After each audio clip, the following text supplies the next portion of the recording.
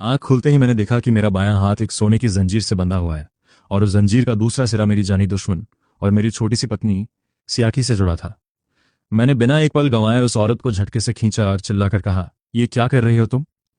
मेरी बेड पर सोने की हिम्मत कैसे हुई तुम्हारी? सियाकी के चेहरे पर नींद का नामो निशान तक नहीं था। उसे देखकर ऐसा लगा जैसे उसे इस बात से कोई हैरानी ही हुई। बस उसके सुर्ख लाल होठों पर एक हल्की सी मुस्कान आई और वो मुझे शरारती नजरों से देखने लगी। मैंने अपना बायां हाथ ऊपर उठाया और पूछा, ये सब क्या हो रहा है? मुझे जल्दी आजाद करो। मैंने उसे वो सोने की जंजीर दिखाई। अचानक सियाकी के तेवर बदल गए और वो भड़कते हुए बोली, तुम फिर से उस युआन टियान टियान के पास जाना चाहते हो, है ना? भूल जाओ उसे, अब तुम अपनी पूरी जिंदगी में उसे कभी नहीं देख पाओगे। मैंने अपना सिर खुजलाया और हैरानी से पूछा, कौन युआन टियान टियान? मैं उसके पास भला क्यों जाऊंगा? इस बार सियाकी दंग रह गई, लेकिन बस एक सेकंड के लिए। उसे लगा कि ये भी उसकी कोई चाल है। जब उसने कोई जवाब नहीं दिया तो मैंने खुद ही आसपास का जायजा लेना शुरू किया। एक बहुत बड़ा कमरा, जिसकी सजावट देखकर ही लग रहा था कि ये कितनी महंगी है। सियाकी को लगा कि मैं फिर से वही पागलपन शुरू करूंगा और उसने ताना मारते हुए कहा, अब क्या करना चाहते हो? फिर से वही सब?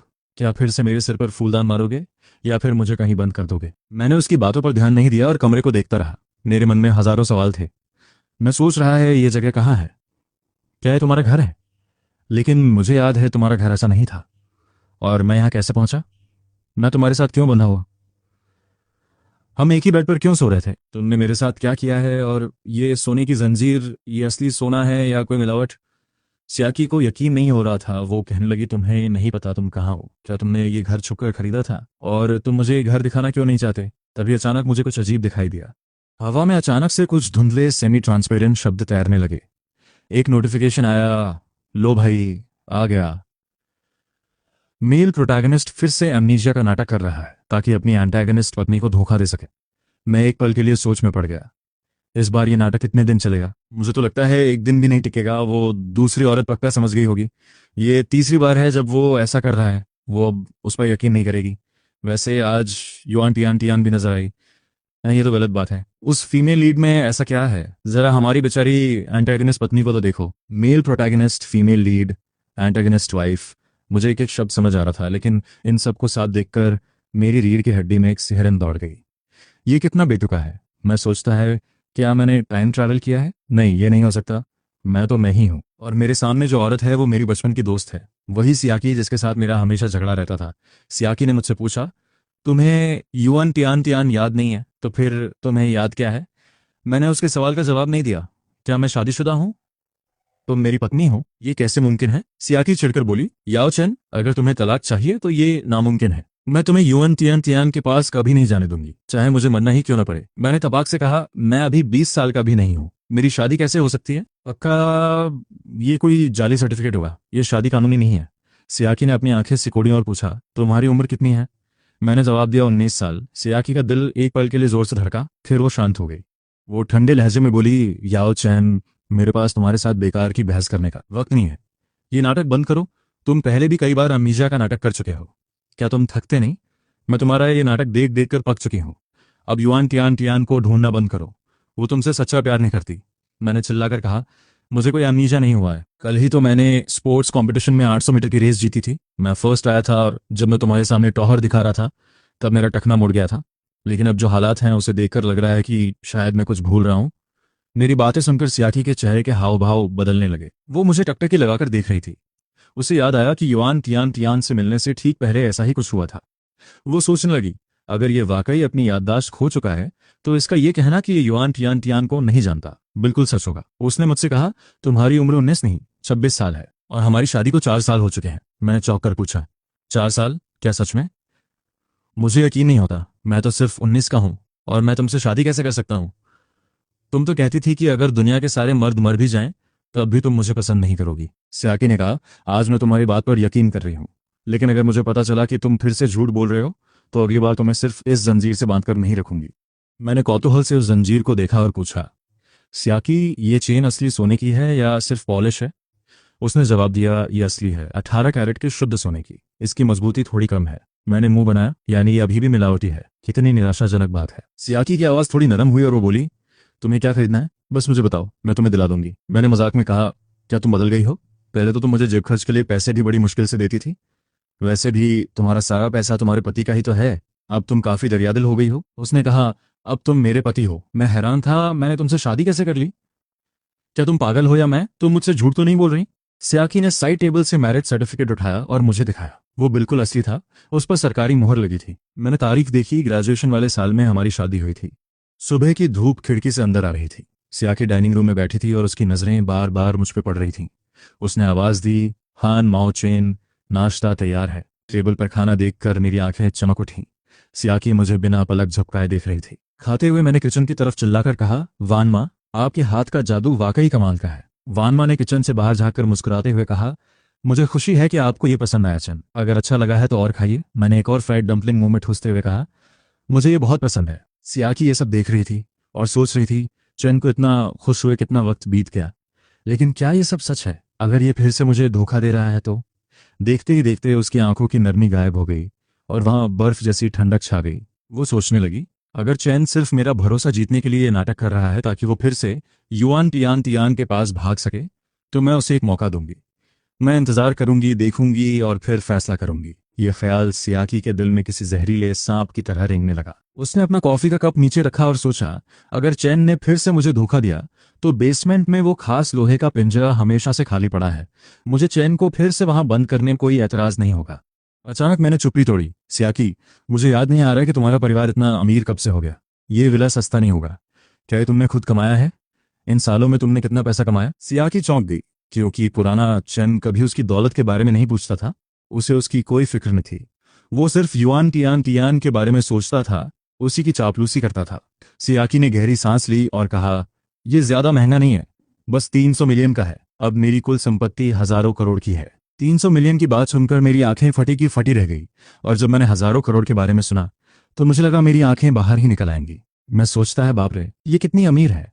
मैंने अपने चॉपस्टिक्स नीचे रखे और गंभीरता से उसकी तरफ देखा। तुम कह रही हो कि हम कानूनी तौर पर पति पत्नी हैं, है ना? तो क्या तुम अपनी जायदाद मेरे साथ बांटना चाहोगी? तुम्हारी आधी दौलत मेरी हुई। फिर मैंने मुस्कुराते हुए कहा, वैसे तो मैं ये सब हड़पने के इरादे से कह रहा था, लेकिन अभी ये सही नहीं लगेगा। इससे अच्छा है हम कमरे में चलते हैं। आखिर हमारी शादी हो चुकी है। अगर मैं तुम्हारे सामने कपड़े उतार भी दूं तो मेरा क्या नुकसान है? मेरी मुस्कान एकदम बेबाक थी। सियाकी ने मुझे इतना खुश देखा तो वो सोच में पड़ गई, क्या वाकई इसने अपनी याददाश्त खो दी है? नहीं, पहले जब चैन नाटक करता था तो वो अपनी नफरत नहीं छुपा पाता था। मुझे अभी और नजर रखनी होगी। उसने कहा, चैन, हमारे बीच एक प्री नप्शल एग्रीमेंट साइन हुआ है। मैंने पूछा, प्री नप्शल एग्रीमेंट वो क्या होता है? उसने जवाब दिया, अगर हमारा तलाक होता है तो तुम्हें एक फूटी कौड़ी भी नहीं मिलेगी। मैं एकदम टूट गया। तुमने मेरे साथ ऐसा किया सियाकी? मुझे यकीन नहीं था कि तुम मुझ पर इतना कम भरोसा करती हो। तुमने मुझे बहुत निराश किया। सियाकी ने कहा, जब हमारी शादी हुई थी तब ये शर्त तुम नहीं रखी थी। मैंने अपना माथा पीट लिया। मैंने? क्यों? क्या मैं पागल हूं? सियाकी सोचने लगी। तब चैन खुद को बहुत नेक इंसान दिखाना चाहता था। उसे मेरा पैसा नहीं चाहिए था, क्योंकि वो मुझसे शादी ही नहीं करना चाहता था। वो सिर्फ अपना दिल टूटने के दुख में मुझसे शादी करने के लिए मान गया था। उसने जोर देकर वो अग्रीमेंट साइन करवाया था। वो हमेशा कहता था कि हम सिर्फ दिखावे के पति पत्नी हैं। मैंने फिर पूछा, लेकिन ये युआन टियान टियान आखिर है कौन? उसी वक्त मेरी नजर फिर से उन दानमाकों पर पड़ी। वहां लिखा था, पति चैन, युआन टियान टियान तुम्हारी असली पत्नी है। अब चुप कर, उनकी शादी गैर कानूनी है। सियाकी और चैन की जोड़ी एकदम परफेक्ट है। मैं उन सबको देख लूंगी जो चाहते हैं कि वो दूसरी औरत जीते। वो बेवफा औरत फीमेल लीड बनने के लायक ही नहीं है। देखना, जब इसे सब याद आएगा तो ये फिर से उसी के पास भागेगा। ए पागलों, हमारी ऑफिशियल जोड़ी को मत तोड़ो।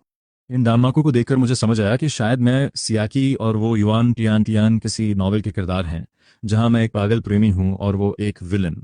लेकिन क्या वो औरत वाकई इतनी खूबसूरत है कि मैं उसके लिए खुदकुशी करने को तैयार हो जाऊं? सियाकी ने कुछ देर सोचा और फिर कहा, युआन टियान टियान तुम्हारा पहला प्यार है। तुम उसके लिए मुझे धोखा देते आए हो। तरह तरह के झूठ, तरह तरह के फरेब। मैंने खुद को कोसा, मैं कितना बड़ा बेवकूफ हूं। सियाकी मुझे ऐसे देख रही थी जैसे मैं कोई अजूबा हूं। चैन, तुम सुबह उठे तो तुम्हें कुछ याद नहीं था और अब तुम खुद को ही गालियां दे रहे हो। मुझे लगता है मुझे फैमिली डॉक्टर को बुलाना चाहिए। मैंने सिर हिलाया, जरूरत नहीं है, मैं ठीक हूं। सियाकी को मेरा यह बर्ताव बहुत अजीब लग रहा था। वो सोचने लगी, क्या चैन ने चुपके से युआन टियान टियान से बात की है? उसने इससे क्या कहा होगा? क्या ये अमनीशिया भी उसकी किसी बड़ी साजिश का हिस्सा है ताकि मैं अपना बचाव कम कर दूं? लेकिन अब ये बिल्कुल वैसा लग रहा है जैसा ये युआन टियान टियान से मिलने से पहले था। सियाकी की आंखों की चमक फीकी पड़ गई और शक उसके दिल में घर करने लगा। सियाकी ने अपना नाश्ता खत्म किया। उसे ऑफिस के काम से बाहर जाना था। जब वो निकलने लगी, मैं अभी खा रहा था। मैंने उससे पूछा, कहाँ जा रही हो? उसने कहा, काम पर। मैंने सिर हिलाया। ओ, मैं भूल गया था। और मैं कहाँ काम करता हूँ? उसने कड़े लहजे में कहा, तुम बाहर नहीं जा सकते। मैंने सिर उठाकर देखा और कहा, तुम्हें क्यों लगता है कि मैं झूठ बोल रहा हूँ? तुम्हारा मुझ पर भरोसा बहुत कम है। सच में मुझे पिछले 6 साल का कुछ याद नहीं है। मुझे तो ये भी नहीं पता कि वो गोल है या चपटी। जब मुझे कुछ याद ही नहीं तो मैं क्या कर सकता हूँ? सियाकी ने अविश्वास भरी नजरों से मुझे देखा और कहा, जब तक तुम्हें सब याद नहीं आ जाता तुम घर पर ही रहोगे। बाहर निकलने या भागने की सोचना भी मत। घर पे बॉडीगार्ड्स तैनात है। मैंने मुस्कुराते हुए उसे ओके का इशारा किया और अपना फोन मांगा। उसने कहा कि वो नया फोन भिजवा देगी। जैसे ही सियाकी बाहर निकली उसने बॉडीगार्ड से कहा, साहब पर कड़ी नजर रखना। उन्हें कहीं भी बाहर मत जाने देना और न ही किसी से मिलने देना, खासकर युआन टियान टियान से।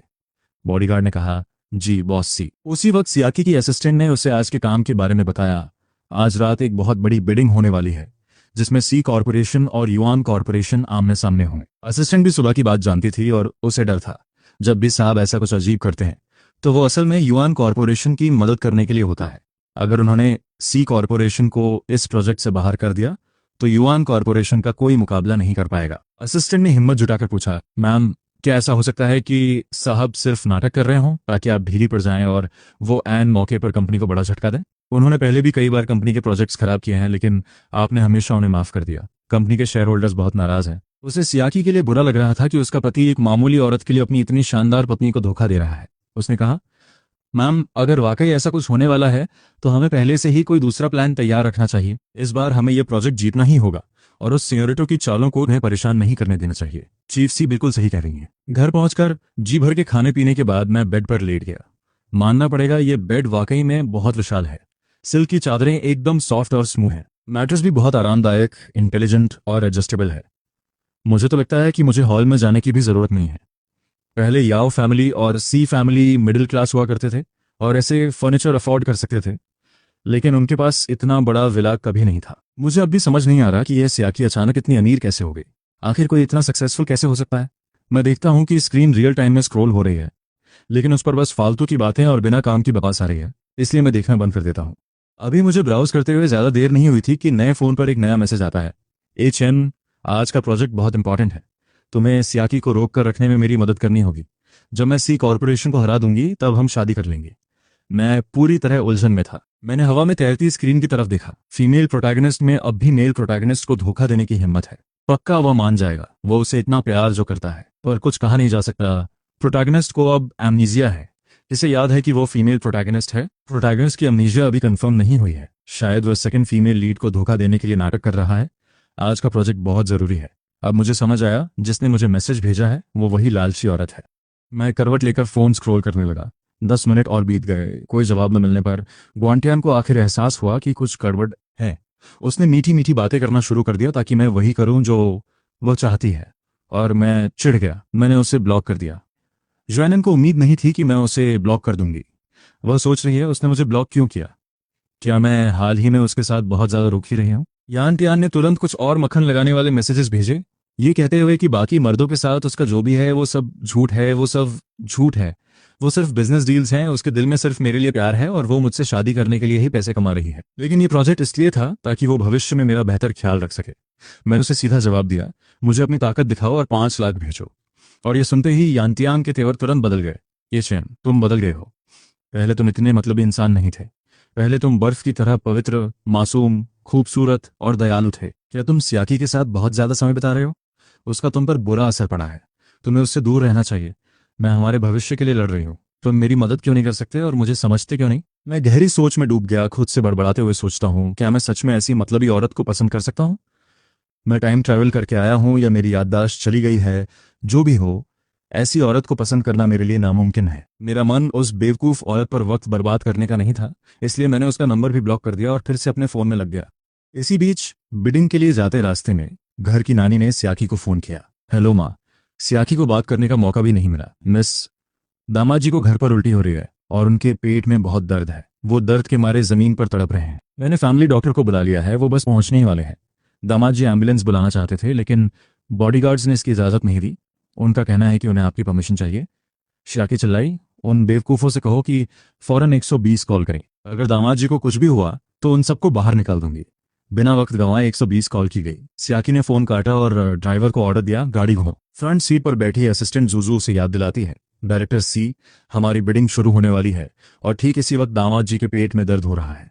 सियाकी कहती है, मैं जानती हूं तुम क्या कहना चाहती हो, लेकिन मेरे लिए ये चैन हमेशा सबसे पहले रहेगा। भले ही हर बार भेड़िया आया वाली कहानी झूठ हो, अगली बार भी मैं यकीन करूंगी। चैन मुझे 1000 बार धोखा दे सकता है, लेकिन मैं एक बार भी उसकी फिक्र करना नहीं छोड़ सकती। मैं कोई किस्मत वाली इंसान नहीं हूं। मैं चैन को खोना अफोर्ड नहीं कर सकती। उसे खोने का दर्द मैं बर्दाश्त नहीं कर पाऊंगी। जूजू कुछ बोलना चाहती थी, लेकिन आखिर में बस इतना कहा, जी वो काली रोल्स रॉयस। बिडिंग वेन्यू में घुसने से पहले वाले इंटरसेक्शन पर गाड़ी तेजी से मुड़ी और रेजिडेंस की तरफ दौड़ पड़ी। सियाकी ने एक गहरी सांस ली। वह सोचती है कि शायद यह एक और सोची समझी साजिश हो। टाइमिंग बहुत ही संदिग्ध थी। शायद मकसद उसे बिडिंग में जाने से रोकना था, लेकिन वो रिस्क नहीं ले सकती थी। वो दांव नहीं लगा सकती थी। भले ही भेड़िए वाली कहानी 100 बार दोहराई जाए, 101वीं बार भी वो बिना सोचे चैन की तरफ भागेगी। उसी पल उसका फोन वाइब्रेट हुआ। मिसेस हान का मैसेज था, एम्बुलेंस पहुंच चुकी है और दामाद जी को हॉस्पिटल ले जाया जा रहा है। जूजू खिड़की से बाहर देखते हुए टैबलेट पर बिडिंग पोस्टपोन करने का काम संभाल रही थी। हॉस्पिटल के इमरजेंसी एंट्रेंस के सामने गाड़ी ने तेज ब्रेक मारी। गाड़ी रुकने से पहले ही सियाकी अंदर की तरफ भागी। इमरजेंसी गेट पर मिसेस हान और कई बॉडीगार्ड्स बेसब्री से इंतजार कर रहे थे। उसे देखकर मिसेस हान बोली, मिस। सियाकी की आवाज साफ तौर पर कांप रही थी।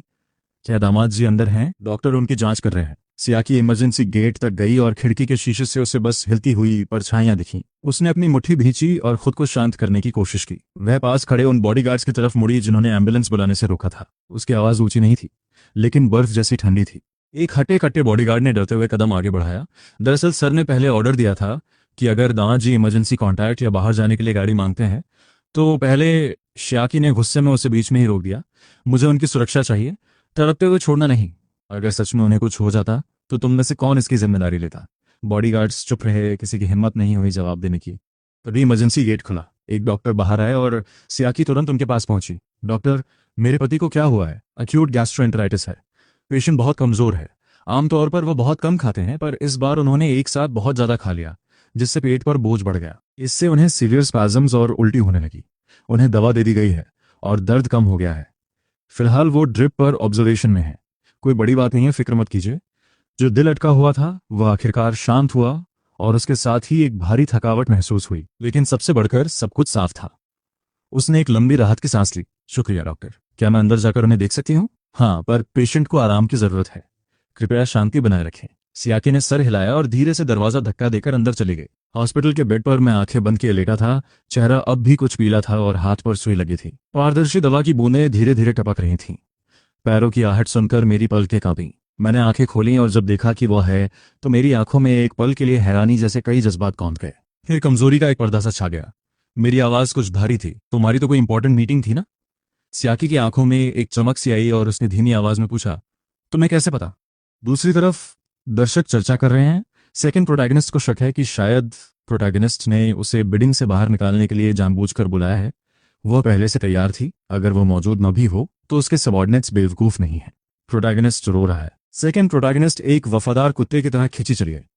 मैं सेकंड प्रोटैगनिस्ट को सपोर्ट करता हूं कि वो प्रोटैगनिस्ट के आगे गिड़गिड़ाए। मैं एक प्लीडिंग सीन देखना चाहता हूं।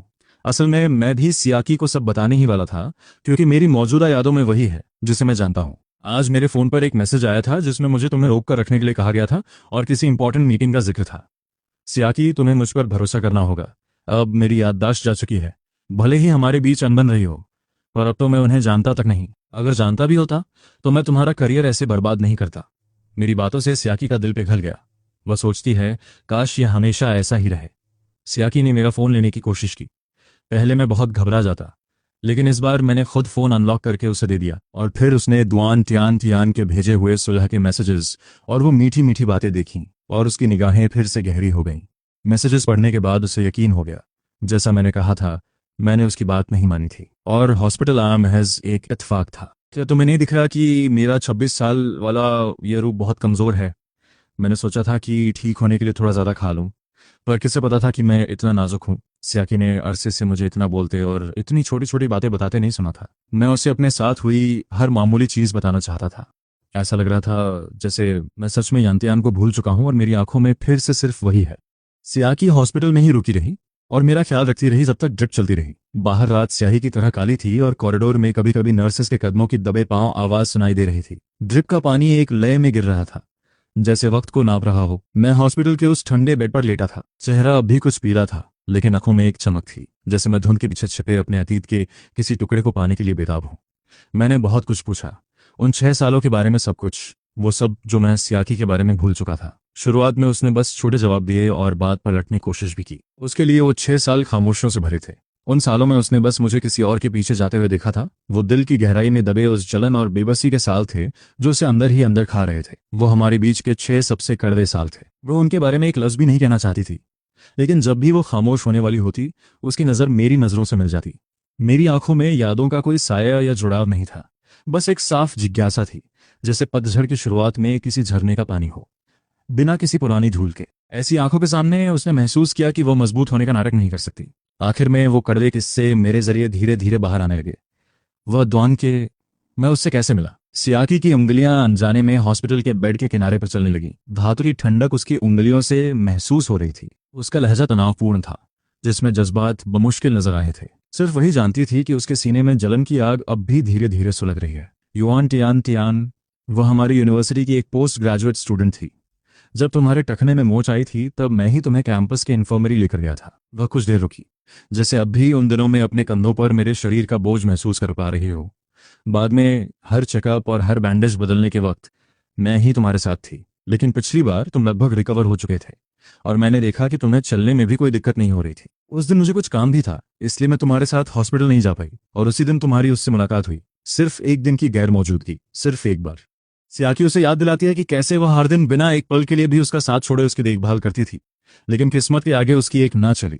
एक मामूली सा इत्तेफाक होता है और चैन को पहली ही नजर में किसी और औरत से प्यार हो जाता है। वह मन ही मन सोचता है, यह बात आज भी मेरे दिल के सबसे नाजुक हिस्से में एक छोटी सी कांटे की तरह चुभती है। और फिर ऐसा लगता है जैसे मैं कोई ऐसी कहानी सुन रहा हूं जिसका मुझसे कोई लेना देना ही नहीं है। चैन के बर्ताव में बदलाव आने लगता है और वह छुप छुप कर खोया खोया सा रहने लगता है। इसी बीच सियाकी का प्रोजेक्ट एक क्रूशल फेज में होता है, जहां वह दिन रात बिना रुके काम कर रही होती है। और जब आखिरकार उसके पास चैन से मिलने का वक्त और एनर्जी होती है, तो चैन आकर उससे कहता है, मैं युआन टियान से अपने प्यार का इजहार करने जा रहा हूँ। हॉस्पिटल के उस कमरे में एक पल के लिए गहरा सन्नाटा छा जाता है, जहां सिर्फ मेडिकल इक्विपमेंट की हल्की सी आवाज गूंज रही होती है। चैन धीरे धीरे अपनी भौहें सिकोड़ता है और सुबह उठने के बाद से ही उसके दिमाग में घूम रहे सबसे उलझे हुए सवाल को दोबारा पूछता है, तो फिर हमारी शादी कैसे हुई। जवाब में उसे पता चलता है कि यान टियान ना सिर्फ उसके साथ फ्लर्ट कर रही थी, बल्कि सबसे बड़ी बात यह थी कि उसकी फैमिली ने पहले से ही उसका एक फियांस तय कर रखा था। गुस्से और इंपल्स में आकर चैन सियाकी से शादी कर लेता है। उस वक्त वह एक लावारिस पिल्ले की तरह लग रहा था और सियाकी ने तरस खाकर हाँ कर दी थी। लेकिन सियाकी ने झूठ बोला था। सच तो यह है कि वह उसे हमेशा से चाहती पर पा नहीं सकी थी। फिर उसे पछतावा होता है। सियाकी कहती है, मैंने उसे एक मौका दिया था, मैं थर्ड पार्टी हूँ, उन्होंने मुझे थर्ड पार्टी बना दिया। यह सुनकर चैन अचानक अपने बिस्तर से उठकर सीधा बैठ जाता है। उसकी आवाज ठंडी और गुस्से से भरी होती है। ऐसा कैसे हो सकता है। उसके इतना कहते ही उसके हाथ के पिछले हिस्से में लगी आईवी ड्रिप की सुई भी थोड़ी हिल जाती है। पहले तो उसे इस बात पर यकीन ही नहीं होता, फिर एक अजीब सा बेतुकापन उस पर हावी होने लगता है और उसे समझ नहीं आता कि वो कैसा रिएक्शन दे। वह सियाकी से इन पिछले 6 सालों के बारे में पूछता है। वह उसका जवाब सुनना चाहता है और इससे भी ज्यादा यह जानना चाहता है कि उस वक्त उसने क्या कहा होगा। लेकिन कहानी की फीमेल लीड को पहली ही नजर में प्यार हो गया था। वह मन ही मन सोचता है, बचपन का प्यार कभी भी किसी नए इंसान से जीत नहीं पाता। सेकेंड लीड बिना वजह नहीं हारी। ये फीमेल लीड सबके साथ झूठी है, वह सिर्फ प्रोटैगनिस्ट के साथ ही सच्ची है। कमाल की बात है, फीमेल लीड हर जगह फ्लर्ट करती फिरती है और न जाने कितनी बार प्रोटैगनिस्ट उसके लिए टूटकर बिखर चुका है। युआन टियान को युआन फैमिली की विरासत हासिल करनी थी। जहां इतने सारे इलेजिटिमेट बच्चे पावर छीनने के लिए बैठे थे, तो जाहिर है कि उसे सबसे पहले अपनी पोजीशन सिक्योर करनी थी। वो सोचता है प्रोटैगनिस्ट को छोड़कर बाकी सब कुछ सिर्फ एक खेल था, सिर्फ एक स्कीम।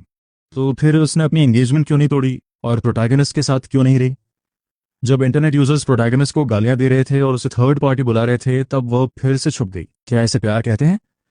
लेकिन उस वक्त ये स्कैंडल बहुत बड़ा था। चैन पिछले 6 सालों में युआन टियान के पास्ट के बारे में सियाकी की छोटी लेकिन इन्फॉर्मेशन से भरी बातें ध्यान से सुनता है और उसके दिमाग में एक पूरी तस्वीर साफ होने लगती है। आखिर में एक बेहद घटिया और दर्दनाक कहानी के सिवा और कुछ नहीं है। वह बहुत एम्बिशियस थी, उसे अपनी फैमिली की पावर चाहिए थी, लेकिन वो उन फीलिंग्स को भी नहीं छोड़ पा रही थी जो उसे अंदर तक छू गई थी। इसलिए एक तरफ वह चैन को सच्चे प्यार के वादों से तसल्ली देती रही और दूसरी तरफ उस फियांस के साथ अपनी एंगेजमेंट भी कायम रखी, जिससे उसे फायदे मिल रहे थे। वह बड़ी चालाकी से दोनों के बीच नाव चला रही थी। जब आखिरकार सारा सच सामने आता है, तो चैन ने सारी गलतियों का बोझ अपने सिर ले लिया। और वह लड़की जो उससे प्यार करने का दावा करती थी शायद उसे बचाने के लिए तुरंत आगे आने को तैयार ही नहीं थी। वो सोचता है ये प्लॉट तो किसी घटिया रोमांटिक नॉवल जैसा है। मुझे सच में समझ नहीं आ रहा कि मैं इतना बेवकूफ़ कैसे हो सकता हूँ। ये बिल्कुल भी मेरा स्टाइल नहीं है। मैं इतना पागल कैसे हो सकता था। आईवी ड्रिप का लिक्विड आखिरकार खत्म हो जाता है। अब वह उस डिसइंफेक्टेंट की बदबू से भरे हॉस्पिटल से बाहर निकल सका था। उसकी नज़र आईवी फ्लूइड के उन 2 ट्यूब्स पर पड़ती है और उसकी आंखें बार बार चौंक उठती हैं। चैन गाड़ी के चमकदार दरवाजे को अपनी उंगलियों से हल्के से छूता है और कहता है, तुम्हारी गाड़ी बहुत ही शानदार है। 28 मिलियन। वह अचानक अपना सिर घुमाता है और उसकी आवाज में एक अजीब सी बेबसी और उदासी घुल जाती है। अगर उस वक्त मैं उस टियान टियान से नहीं टकराया होता तो शायद आज मैं भी अपना बिजनेस खड़ा करके सक्सेसफुल हो जाता और मेरे पास भी बहुत सारा पैसा होता। फिर अपनी मेहनत के दम पर मैं खुद का एक मैंशन और लग्जरी कार खरीदता। वो थोड़ा झुकता है, अपनी ठुड्डी को हल्के से ऊपर उठाता है और एक शरारती अंदाज में कहता है, और शायद मेरे पास भी फीमेल मॉडल्स या ऐसा ही कुछ होता। सियाकी पलटकर जवाब देती है, क्या होता? तुम्हें इससे क्या मतलब? चैन झुंझलाते हुए कहता है, मुझे फीमेल मॉडल्स चाहिए। मेरी जवानी के सबसे बेहतरीन साल बिना किसी वजह के बर्बाद हो गए। मैंने अपने 6 साल खो दिए, पूरे 6 साल। मैंने तो कभी किसी औरत का हाथ भी ढंग से नहीं पकड़ा था, और जब मेरी आंख खुली तो मैं तुम्हारे साथ बंधा हुआ था। मुझे बस फीमेल मॉडल्स चाहिए। आईवी ड्रिप लगाते वक्त जो थोड़ा सा खुशनुमा माहौल बना था वह पूरी तरह से गायब हो जाता है। सियाकी के सामने वो अपने सालों पुराने रवैये पर वापस आ जाता है, जहां वो बिना किसी झिझक के जो मन में आता बोल देता था। वो हुक्म चलाते हुए कहता है, गाड़ी में बैठो, घर चलो। वह जानबूझकर उसे अवॉइड करता है, सीधा पीछे का दरवाजा खोलता है और पैर उठाकर ऐसे अंदर बैठ जाता है जैसे वो उसे अपनी पर्सनल शोफर समझ रहा हो। सियाकी उसे इतना बचकाना और जिंदादिल देखकर हैरान रह जाती है और एक जानी पहचानी सी फीलिंग उसके अंदर वापस आने लगती है। उसके लाल होंठ अनजाने में ही मुस्कुरा उठते हैं। वो पीछे का दरवाजा खोलती है और उसे बाहर निकालने की कोशिश करती है। चन ने सियाकी को इतने बचकाने अंदाज में बहुत कम देखा था, इसलिए वह भी उसके धक्के के साथ बहक जाता है और खुद को को पायलट सीट पर बैठने देता है। सियाकी तंज कसते हुए कहती है, क्या तुम सच में मुझे अपनी शोफर समझते हो? इस जनाब की शोफर बनने का मौका मिलना तुम मन ही मन खुश हो सकते हो। सियाकी और कुछ नहीं कहती और उसे चुपचाप गाड़ी में बिठाकर ले जाती है। परछाई की तरह वे सियाकी मैंशन की तरफ निकल पड़ते हैं। दरवाजे पर पहुंचकर चेन जानबूझकर पीछे रह जाता है और सियाकी को उसे एक बच्चे की तरह खींचने देता है। दूसरी तरफ सियाकी मैंशन के दरवाजे पर इंतजार कर रहे सर्वेंट्स ने कभी भी मैडम और दामाद को इतने करीब नहीं देखा था। इससे पहले वे हमेशा एक दूसरे को ठंडी नजरों से घूरते थे या फिर बुरी तरह झगड़ते थे, लेकिन आज लग रहा था जैसे उनका मिजाज ही बदल गया हो। एक शिकायत कर रहा था और दूसरी मुस्कुरा रही थी। ऐसा लग रहा था जैसे इस यंग कपल के रिश्ते में जमी बर्फ आखिरकार पिघल रही है। सियाकी उसका हाथ पकड़कर कॉरिडोर से होते हुए सीधे मास्टर बेडरूम में ले जाती है। वह उसे बिस्तर पर बिठाती है और खुद शर्म से लाल हो जाती है। उसका यह अनएक्सपेक्टेड प्यार भरा बर्ताव चैन को एक पल के लिए हैरान कर देता है। चैन तपाक से कहता है, तुम काफी बदल गई हो। सियाकी जवाब देती है, तुम फिर से यही कहोगे कि मैं बूढ़ी हो गई हूँ। मत भूलो कि हम दोनों की उम्र एक ही है और मैं तुमसे बस 1 हफ्ता बड़ी हूँ। चैन पलटकर कहता है, तो तुम्हारे कहने का मतलब है कि तुम इनडायरेक्टली खुद को बूढ़ी कह रही हो? सियाकी होठों पर हल्की सी मुस्कान लिए अपनी क्लोजेट की तरफ घूमती है और कहती है, नहीं, तुम जाकर पहले नहा लो, हम साथ सोएंगे। चैन का दिमाग तुरंत भटक जाता है। वो मन ही मन सोचने लगता है कि नहाने के बाद क्या होगा। वो थोड़ा सावधान होते हुए पूछता है, क्या होने वाला है? सियाकी जवाब देती है, हाँ, और मैं तुम्हें जंजीर से बांध दूंगी ताकि तुम आधी रात को भाग ना सको। चैन घबराकर कहता है, यह इलीगल इम्प्रिजनमेंट है, मैं पुलिस को बुलाने वाला हूँ। सियाकी बिना डरे कहती है, ठीक है, बुला लो, हम लीगली हस्बैंड एंड वाइफ हैं। मैं पुलिस से कह दूंगी कि ये तो बस कपल्स का मजाक है। तुम्हें क्या लगता है वो हमारे बीच में पड़ेंगे? चैन हार मानते हुए कहता है, सियाकी, तुम बहुत ही बेशरम औरत हो। जब चैन बाथरूम से बाहर आता है तो उसने सिर्फ पजामास पहने होते हैं। न जाने क्यों सियाकी को थोड़ी अजीब सी झिझक महसूस होती है। वह खड़ी होती है और खुद बाथरूम में चली जाती है। ठीक उसी वक्त बाहर रखे फोन की स्क्रीन चमक उठती है और एक सिस्टम नोटिफिकेशन दिखाई देता है, डायरेक्टर सी, प्रोजेक्ट बिडिंग का रिजल्ट आ गया है, हम जीत गए, युआन बाहर हो गया है। सियाकी नहाने के बाद जल्दी से खुद को सुखाती है। जैसे ही वह बाथरूम का दरवाजा खोलती है पूरा बेडरूम खाली होता है। चैन का कहीं कोई नामो निशान नहीं होता। सियाकी की सांसें अटक जाती हैं, जैसे अचानक वह किसी बर्फ के कुएं में गिर गई हो। वह घबराहट में सोचती है, क्या चैन ने मुझे फिर धोखा दिया? वह एक बार फिर बिना कुछ कहे, बिना कोई सुराग छोड़े मेरी दुनिया से गायब हो गया। एक बहुत ही भयानक एहसास उसका दम घुटने लगता है। वह पागलों की तरह चिल्लाती है, याओचन, कोई है? जाओ, सब लोग जाकर दामाद को ढूंढो। इसी बीच कॉरिडोर के बिल्कुल आखिर में एक हल्की सी आवाज के साथ गेस्ट रूम का दरवाजा थोड़ा सा खुलता है। चंद बहुत ही रूखेपन और झुंझलाहट के साथ कहता है, चिल्लाना बंद करो। क्या तुम इतनी रात को भूतों को बुला रही हो? मुझे देखकर भी लोगों को सोने नहीं देती? उसे वहां देखकर सियाकी की जान में जान आती है। उसे इस तरह पागलों की तरह परेशान देखकर चैन के दिल में अचानक एक गिल्ट महसूस होने लगता है। चैन याद करता है टाइम ट्रैवल से पहले जब उसके टखने में मोच आ गई थी, तब सियाकी ने उसे स्कूल की इन्फर्मरी तक पहुंचने में मदद की थी। उस वक्त वो लगातार उसे डांट रही थी, याओ चन, ये सब तुम्हारे दिखावे का नतीजा है, अब भुगतो। वह बार बार दोहरा रही थी, तुम्हारे टखने में मोच आ गई है और दिखावा करो, ध्यान रखना कहीं दूसरे पैर में भी मोच ना आ जाए। उसकी बात पूरी भी नहीं हुई थी कि चैन ने जानबूझकर अपना पैर हिलाया और वह तुरंत गिर पड़ी। चैन सोचता है 20 साल की सियाकी की जुबान बहुत कड़वी थी, लेकिन जब भी मुझे कोई परेशानी होती वो हमेशा पलक झपकते ही सामने खड़ी होती थी, चाहे बात कितनी भी छोटी क्यों ना हो। और 26 साल की सियाकी मेरे साथ बहुत ठंडी थी, लेकिन फिर भी वो मेरी परवाह करती थी। अब चैन का दिमाग जवान है, उसकी उम्र सियाकी जितनी नहीं है, इसलिए वह बिना कुछ सोचे समझे सीधे पूछ लेता है, क्या तुम मुझसे प्यार करती हो? ये कोई सवाल नहीं था और ना ही इसमें कोई शक था। उसका लहजा बहुत ही कॉन्फिडेंट था। सियाकी अचानक रुक जाती है और कहती है, तुमसे प्यार? सवाल ही नहीं उठता, मेरे साथ कमरे चलो, यहां मत रुको। उधर इंटरनेट पर कमेंट्स का सैलाब फिर से आ गया था। चैन जल्दी से उन बहस करते हुए कमेंट्स पर नजर दौड़ाता है, लेकिन उसे कोई भी काम की इन्फॉर्मेशन नहीं मिलती और सियाकी से पूछताछ करने का उसका कोई मूड नहीं होता। सियाकी ठंडी नजरों से उसे घूरती है और कहती है, तुम खुद चलकर वापस आ रहे हो या मैं किसी को बुलाऊं जो तुम्हें उठाकर ले चले? उसका यह बर्ताव कोई रिक्वेस्ट नहीं, बल्कि एक सख्त नोटिफिकेशन था। चैन थोड़ी सी घबराहट के साथ दूसरी तरफ देखता है और कहता है, मैं गेस्ट रूम में ही रुक रहा हूँ, मैं कहीं भागने वाला नहीं हूँ, मुझे तुम्हें कोई इंटरेस्ट नहीं है। सियाकी उसकी हालत देखकर कहती है, तुम कितने पतले हो गए हो? चैन अनजाने में ही खुद को देखने लगता है। हाँ, वह सच में बहुत दुबला हो गया था। उसके हाथ किसी बीमार इंसान जैसे लग रहे थे। वह सियाकी की आंखों में एक पल के लिए दर्द की एक झलक पकड़ लेता है, जैसे उसे चोट पहुंचाकर सियाकी ने खुद को भी जख्मी कर लिया हो। चैन पूछता है, तो फिर तुम मुझे बांध कर रखने की जिद क्यों करती हो? मुझे पता है इन सालों में बहुत कुछ हुआ है, तुम मेरे साथ जैसा बर्ताव करती हो उसका उन सब चीजों से कोई ना कोई लेना देना है, मेरी खोई हुई यादों से, है ना? सियाकी गहरी सांस लेती है और बताना शुरू करती है, हमारी शादी से पहले तुम यान टियान टियान के प्यार में पूरी तरह उलझे हुए थे। तुमने अपनी हालत ऐसी कर ली थी कि तुम ना तो इंसान लग रहे थे और ना ही भूत। शादी के बाद शुरुआत में मैंने तुम्हें पूरी आजादी दी, लेकिन जब तुमने पहली बार उसे देखा तो तुम वापस आए और मुझसे डिवोर्स मांगने के लिए 3 दिन तक भूख हड़ताल पर बैठ गए। मैंने डिवोर्स के लिए हाँ नहीं कहा, लेकिन मैंने तुम्हें उससे मिलने से भी नहीं रोका। मुझे हमारे बच्चे की फिक्र थी, इसलिए मैंने छुपकर तुम्हारी हिफाजत की। सियाकी आगे बताती है, अगली बार जब मैंने तुम्हें देखा तो तुम घर के दरवाजे पर रो रहे थे और मुझसे कह रहे थे कि युआन टियान टियान और उसका फियांस से एंगेजमेंट करने वाले हैं। तुमने उसके लिए कई बार खुद को चोट पहुंचाई, मैं तुम्हें बताना भूल गई थी, अब उसका एक फियांस है।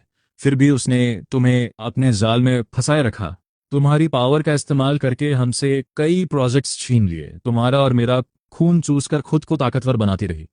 उसने तुमसे शादी करने का अपना वादा कभी पूरा नहीं किया, यहां तक कि अपनी एंगेजमेंट भी नहीं तोड़ी। सियाकी की आवाज में एक दर्द भरा गुस्सा झलकने लगता है। और तुमने उसके लिए अपनी कलाई काट ली, तुमने मरने के लिए नींद की गोलियां खा ली, और यहां तक कि जब उसे हल्का सा पॉइजन इन्फेक्शन हुआ और किडनी ट्रांसप्लांट की जरूरत पड़ी तो तुम उसे अपनी किडनी डोनेट करना चाहते थे। शुक्र मनाओ कि मैंने तुम्हें रोक लिया और घर में बंद कर दिया, वरना आज तुम सिर्फ दुबले पतले और कमजोर नहीं होते, तुम एक कंकाल बन चुके होते। उसी दिन के बाद से मैं दिन में तुम्हें नजर में रखने के लिए लोगों को लगाती हूँ और रात में तुम्हें जंजीरों से बांध कर रखती हूँ ताकि तुम मेरे साथ सो सको। भागने की सोचना भी मत। ये मैं हूँ। क्या ये वही बड़ा बेवकूफ नहीं है? ये सच में मैं ही हूँ।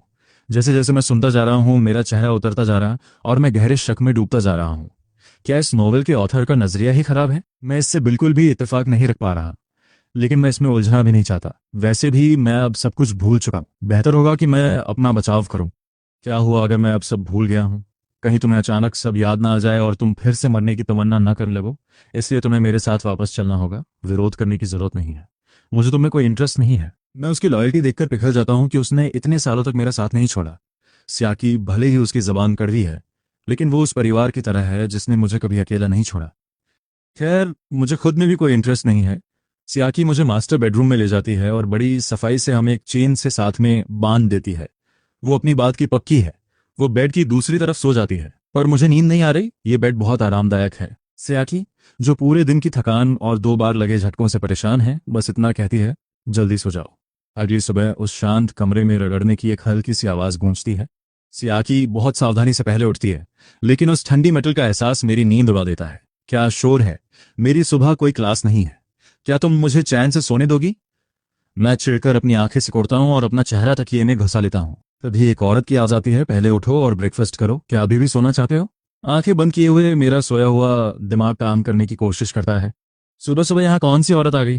तभी अचानक मेरी यादों के कुछ टुकड़े जुड़ने लगते हैं, जैसे कोई झटका लगा हो। मैं एकदम से उठकर बैठ जाता हूँ।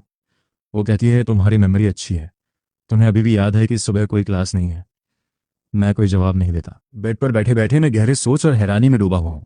6 साल पहले की बातें कल जैसी लगती हैं, लेकिन मेरे सामने खड़ी ये औरत और मेरे शरीर का ये बदला हुआ एहसास खामोशी से बता रहे हैं कि सच में 6 साल गुजर चुके हैं। ये नॉर्मल नहीं है, बिल्कुल भी नॉर्मल नहीं है। ये मेमोरी लॉस है। ऐसा कैसे हो सकता है कि सबसे पुरानी बातें याद हैं, लेकिन बीच के 6 साल गायब हैं? मेरे दिमाग में एक अजीब सा साइंस फिक्शन जैसा ख्याल आता है। क्या मैंने टाइम ट्रैवल किया है? वो कहती है नीचे आओ और ब्रेकफास्ट कर लो, आज कम खाना, कल की तरह हॉस्पिटल मत पहुंच जाना। मैं जवाब देता हूँ और उसे जाते हुए देखता हूँ। दरवाजा धीरे से बंद होता है। मैं वापस बेड पर गिर जाता हूँ और अपना सिर कंबल से ढक लेता हूँ। उस धुंधलके में मैं अभी भी उसी अजीब ख्याल से लड़ रहा हूँ। तभी आवाज आती है, सॉरी, मुझे आने में देर हो गई। मैं पूरी तरह सिहर उठता हूँ और झटके से कंबल हटाकर उस खाली कमरे को अपनी तेज नजरों से छानने लगता हूँ। कौन है? कमरे में कौन है? वो आवाज कहती है, हेलो। मैं कमरे में नहीं, तुम्हारे दिमाग में हूँ। मुझे लगता है ये कोई वहम है या शायद सिज़ोफ्रेनिया की शुरुआत। अब मैं शांत नहीं रह सकता। मैं झटके से खड़ा होता हूँ और नंगे पैर कमरे से बाहर भागते हुए अपना सिर पकड़े हुए सीढ़ियों से नीचे दौड़ता हूँ। उम्मीद करता हूँ कि वो आवाज़ दिमाग से निकल जाए। उधर सियाकी, जो डाइनिंग रूम में ब्रेकफास्ट कर रही है, मेरी दहशत भरी चीख सुनकर फौरन अपना कांटा चम्मच छोड़ती है और सीढ़ियों की तरफ दौड़ती है। जैसे ही वो पहला कदम रखती है, मैं दरवाजे के फ्रेम से जा टकराता हूँ। वो पूछती है, क्या हुआ? उसकी नजरें मेरे पीले पड़े चेहरे को टटोलती हैं, जैसे डूबते को तिनके का सहारा। मैंने उसका हाथ कसकर पकड़ा और बहुत तेजी से बोलने लगा। मेरी आवाज अभी भी कांप रही थी। मैंने एक अजीब आवाज सुनी जो कह रही थी कि वो मेरे दिमाग के अंदर है। सियाकी, सच में मुझे कोई प्रॉब्लम है? क्या ये स्किज़ोफ्रेनिया है? मैंने कांपते हुए पूछा। सियाकी ने बस अपनी भौहें सिकोड़ी और मुझे उलझन में देखते हुए कहा, तुम क्या कह रहे हो? तुम्हारी आवाज कहाँ है? मेरी बात अचानक बीच में ही रुक गई। क्या तुम बहरी हो गई हो? मैं अपनी फिक्र कर रहा हूँ और तुम कह रही हो कि मैं आवाज ही नहीं निकाल रहा। मेरी ये बात उसके कानों तक साफ पहुंची। सियाकी सन्न रह गई। उसके चेहरे पर ऐसा भाव था जैसे उसे धोखा मिला हो। मैं गुस्से और परेशानी में था। मैंने अभी इतनी सारी बातें कहीं और तुमने एक भी नहीं सुनी। मैंने कहा कि तुम बहरी हो, तुम्हारे कान तो ठीक काम कर रहे हैं ना? डर पर अब गुस्सा हावी हो चुका था। असल में मैंने कोई आवाज ही नहीं निकाली थी। मेमोरी लॉस, मतिभ्रम और अब बोलने में भी दिक्कत। उसने अब और देर करना ठीक नहीं समझा। चलो, हम अभी इसी वक्त हॉस्पिटल चलेंगे। तभी वो आवाज मेरे दिमाग में फिर से गूंजी। इस बार उसका लहजा बहुत शांत था। होस्ट, डरो मत। मैं कोई पराया नहीं हूं और ना ही तुम्हें स्किज़ोफ्रेनिया है। मैं सिस्टम 0137 हूं। सिस्टम 0137। मेरी जद्दोजहद रुक गई और इस अचानक आए शब्द ने मेरे ख्यालों की उथल पुथल को एक नई दिशा दे दी। मैंने अनजाने में दोहराया, सिस्टम 0137। आवाज एकदम स्थिर और सपाट थी। हाँ होस्ट, मुझे माफ करना, मुझे तुमसे कल मिलना था, लेकिन मेन हेडक्वार्टर्स में एक जरूरी मीटिंग की वजह से मुझे अब आना पड़ा। इसके अलावा तुम दूसरों के सामने मेरे होने का जिक्र नहीं कर सकते। मुझसे जुड़े शब्द अपने आप ब्लॉक हो जाएंगे। हम बाथरूम में सीधे बात कर सकते हैं, वहां ये सेफ है और बाहर वालों को तुम पागल भी नहीं लगोगे। मैं समझ गया। ऐसा नहीं है कि सियाकी बहरी है, बल्कि उन शब्दों को ब्लॉक कर दिया गया था। मुझे सब समझ आने लगा। मेरी तनी हुई नसें चमत्कारिक रूप से ढीली हो गईं और मेरे अंदर एक अजीब सी उत्सुकता जाग उठी। जैसे ही मैंने बाथरूम में पहला कदम रखा, सिस्टम 0137 एक पल के लिए खामोश हुआ और फिर एक इमोजी सीधे मेरे दिमाग में चमक उठा। मैं हैरानी से आंखें फाड़कर करीब करीब चिल्ला उठा, यहाँ तो इमोजीज भी हैं। याओ चेन, याओ चेन। सियाकी की पुकार मुझे हकीकत में वापस ले आई। वो मेरे चेहरे पर बदलते भावों को देख रही थी और उसकी बेचैनी अपने चरम पर थी। वो सोचती है, कल इसकी मेमोरी चली गई, आज ये बोल नहीं पा रहा और इसे अजीब आवाजें आ रही हैं और अब ये खालीपन में घूर रहा है। ये सब लक्षण अच्छे नहीं थे। वो पूछती है, क्या तुम ठीक हो? हमें अभी हॉस्पिटल चलना होगा। मैं पूरी तरह होश में आ गया। उसकी आंखों में बेइंतहा फिक्र देखकर मैंने फौरन अपना हाथ हिलाया और खुद को नॉर्मल दिखाने की कोशिश की। कुछ नहीं हुआ, सब ठीक है। बस सोकर उठने के बाद मूड थोड़ा खराब था। मेरा दिमाग अभी भी थोड़ा उलझा हुआ है। चलो ब्रेकफास्ट करते हैं, मुझे भूख लगी है। सियाकी अभी भी शक और यकीन के बीच झूल रही थी। ब्रेकफास्ट के बाद ऑफिस जाने से पहले उसने फैमिली डॉक्टर को बुला लिया। जब डॉक्टर मेरा चेकअप कर रहा था, तभी एक अधेड़ उम्र का आदमी रोते हुए अंदर आया। दामाद जी, प्लीज मिस के सामने मेरी पैरवी कीजिए, मुझे काम से मत निकालिए। अपने 20 साल के दिमाग के साथ मैंने कभी किसी बुजुर्ग को घुटनों के बल गिरते नहीं देखा था। मैं उन्हें उठाने के लिए झपटा, पहले आप उठिए, आराम से बताइए क्या बात है। वो बोला, दामाद जी, मुझे अपने बूढ़े माँ बाप और कॉलेज में पढ़ने वाले 2 बच्चों को पालना है, मैं ये नौकरी नहीं खो सकता। उधर बॉडीगार्ड ने फौरन सियाकी को विला की खबर दी। कल जो नंबर मैंने बदला था, युआन टियान टियान को उसी दिन पता चल गया। घर में पक्का कोई भेड़िया छिपा बैठा है। युआन टियान टियान एक तरफ वो कंपनी की हलचल पर नजर रखे हुए थी और दूसरी तरफ वो याओ चैन को जानबूझकर उकसाकर दूर रखने की कोशिश कर रही थी। उसे सच में लगता है कि सियाकी कोई खिलौना है। उस आदमी की करतूत सुनने के बाद मेरे दिल में जो थोड़ी बहुत हमदर्दी थी वो पूरी तरह खत्म हो गई। तुम्हारे जैसे इंसान को अपने पास रखना जो गद्दारी करे और एक साथ कई नावों पर सवार हो किसी बम को पालने जैसा है, बहुत खतरनाक। आज तुम सियाकी को धोखा दे सकते हो, कल किसी और को भी दोगे। आज तुम जानकारी लीक कर रहे हो, कल शायद किसी की जान भी ले लो। ऐसा ही फैमिली तुम्हारे जैसे इंसान को बर्दाश्त नहीं कर सकती। मैं तुम्हारा हिसाब मार्केट रेट के हिसाब से कर दूंगा। अगर तुमने फिर भी तमाशा किया तो मैं एम्प्लॉय रूल्स के उल्लंघन का केस करूंगा और हर्जाना मांगूंगा। बॉडीगार्ड ने मेरी एक एक बात रियल टाइम में सियाकी तक पहुंचा दी। सियाकी का ठंडा और सख्त चेहरा धीरे धीरे नरम पड़ने लगा। फैमिली डॉक्टर की रिपोर्ट के मुताबिक कोई शारीरिक समस्या नहीं है, बस शरीर में बहुत कमजोरी है। सियाकी ने चैन की सांस ली। पिछले कुछ सालों में आज उसका सबसे खुशनुमा दिन था। वो सोचती है, उम्मीद है कि याओ चैन की ये याददाश्त की कमी कुछ और समय तक बनी रहे, लेकिन इस बार मैं उसे फिर से भागने नहीं दूंगी। ऐसा लगता है याओ चैन सच में सब भूल गया है। काश उसे कभी कुछ याद ना आए, वो बस हमेशा मेरे पास रहे, अपनी मर्जी से मेरे साथ रहे। वो वापस बेडरूम में आता है, लेट जाता है और उसके दिमाग में सिस्टम के साथ बातचीत शुरू होती है। याओ चैन कहता है, क्या तुम ये कोड बदल सकते हो? अगर कोई इसे देखेगा तो उसे लगेगा कि कोई डिलीवरी आई है। सिस्टम जवाब देता है, ठीक है, आप क्या चाहते हैं कि मैं आपको किस नाम से बुलाऊं? याओ चैन कहता है, मुझे आप मत कहो, मैं अभी खुद को काफी जवान महसूस करता हूं। क्या तुम अपने बोलने का अंदाजा बदल सकते हो? ये बहुत ज्यादा शांत और ठंडा है। सिस्टम कहता है, ठीक है, सब कुछ एडजस्ट किया जा सकता है। क्या एक दोस्ताना और जोश भरा अंदाजा ठीक रहेगा? याओ चैन कहता है, हाँ ठीक है, बस रोबोट जैसा मत लगना, वरना मेरा बात करने का मन नहीं करेगा। नाम की बात बाद में करेंगे, पहले मुझे अपने फंक्शंस बताओ। सिस्टम कहता है, मैं मैले प्रोटैगनिस्ट डिपार्टमेंट से हूँ। मेरा मेन मिशन प्रोटैगनिस्ट को बचाना है। आसान शब्दों में, मैं यहाँ तुम्हारी मदद के लिए हूँ। याओ चैन पूछता है, मुझे किससे बचाना है? सियाकी ने मुझे यहाँ कैद कर रखा है या फिर युआन तियान तियान मुझे नुकसान पहुंचा रही है? Free as I L C. System कहता है, होस्ट, मुझे तुम्हें कुछ बताना होगा। पहले खुद को मानसिक रूप से तैयार कर लो। हम जिस दुनिया में हैं वो असल में एक नॉवल है। याओ चैन कहता है, ये तो मुझे पता है। सिस्टम हैरान होकर पूछता है, तुम्हें कैसे पता? ये तो मुमकिन ही नहीं है, मैं अभी अभी आया हूं और मैंने कुछ बताया भी। क्या किसी और कैरेक्टर ने तुम्हें बताया और तुमने यकीन कर लिया? ये बात हजम नहीं हो रही। याओ चैन कहता है, क्या तुम कुछ कहना चाहते हो? मैं फ्लोटिंग कमेंट्स देख सकता हूं। सिस्टम कहता है, ये हमारे सिस्टम की एक गलती है, ये एक चूक थी। कल जैसे ही मैं पहुंचा मुझे मीटिंग के लिए बुला लिया गया और अनजाने में कमेंट्स फंक्शन एक्टिवेट हो गया। तो क्या तुमने उन कमेंट्स के जरिए इस दुनिया को समझ लिया है? याओ चैन जवाब देता है, नहीं, पूरी तरह नहीं। वो कमेंट्स दिन भर बस फालतू की बातें और बहस करते रहते हैं। उनमें कोई काम की इन्फॉर्मेशन नहीं है। मुझे बस इतना पता है कि मैं एक प्यार में पागल प्रोटैगनिस्ट हूँ। सियाकी एक सेकंड फीमेल लीड और एंटागनिस्ट है, और एक फीमेल प्रोटैगनिस्ट है जिसे धोखेबाजी की लत है। और मैं सिस्टम उसे टोकते हुए कहता है, अपने बारे में ऐसा मत कहो। प्रोटैगनिस्ट को निडर और ताकतवर होना चाहिए। ये दुनिया सेकंड फीमेल लीड की वजह से पैदा हुई है। वो फीमेल प्रोटैगनिस्ट और सेकंड फीमेल लीड वाकई में कड़ी आलोचना के काबिल है। याओ चैन पूछता है, क्या तुम्हें यकीन है कि मैं इस दुनिया का सेंटर हूं? तो फिर सारे रिसोर्सेज, कॉन्टैक्ट्स और फायदे उस फीमेल प्रोटैगनिस्ट को क्यों मिल रहे हैं? अभी मैं इतना कमजोर हूं कि मुझे अपनी हड्डियों से भी नफरत हो रही है। सिस्टम समझाता है, ये एक बहुत पुरानी नॉवल है। उस जमाने में शारीरिक और मानसिक तकलीफ का ट्रेंड था, लेकिन अब वो स्टाइल पुराना हो चुका है। इस नॉवल की दुनिया कई साइकिल से गुजर चुकी है, लेकिन पिछले कुछ समय में ये अपनी राह से भटक गई है। खासकर पिछली बार जब सेकंड फीमेल लीड बहुत बेरहम हो गई थी और उसने सीधे फीमेल प्रोटैगनिस्ट का ही खात्मा कर दिया था। आखिर में तुमने खुद को कैद कर लिया, सारे मेन कैरेक्टर्स मर गए और दुनिया रीसेट हो गई। और इस साइकिल में सेकंड फीमेल लीड के काम करने का तरीका फिर से कुछ अजीब दिख रहा है। रुको, तुमने अभी क्या कहा? मैं मर गया? मैं माल प्रोटैगनिस्ट नहीं हूं। भला मैं कैसे मर सकता हूं? इस दुनिया का सेंटर कौन है? फीमेल प्रोटैगनिस्ट तो ऑथर की सगी बेटी है और माले प्रोटैगनिस्ट गोद लिया हुआ है। मुझे मरना क्यों होगा? क्या मेरा मरना मैंडेटरी है? मरने से पहले मैं उस बुढ़िया युआन टियान को भी अपने साथ ले जाऊंगा। जटाक। सिस्टम 01371 अनोमली डिटेक्ट करता है। अलर्ट होस्ट, शांत हो जाइए।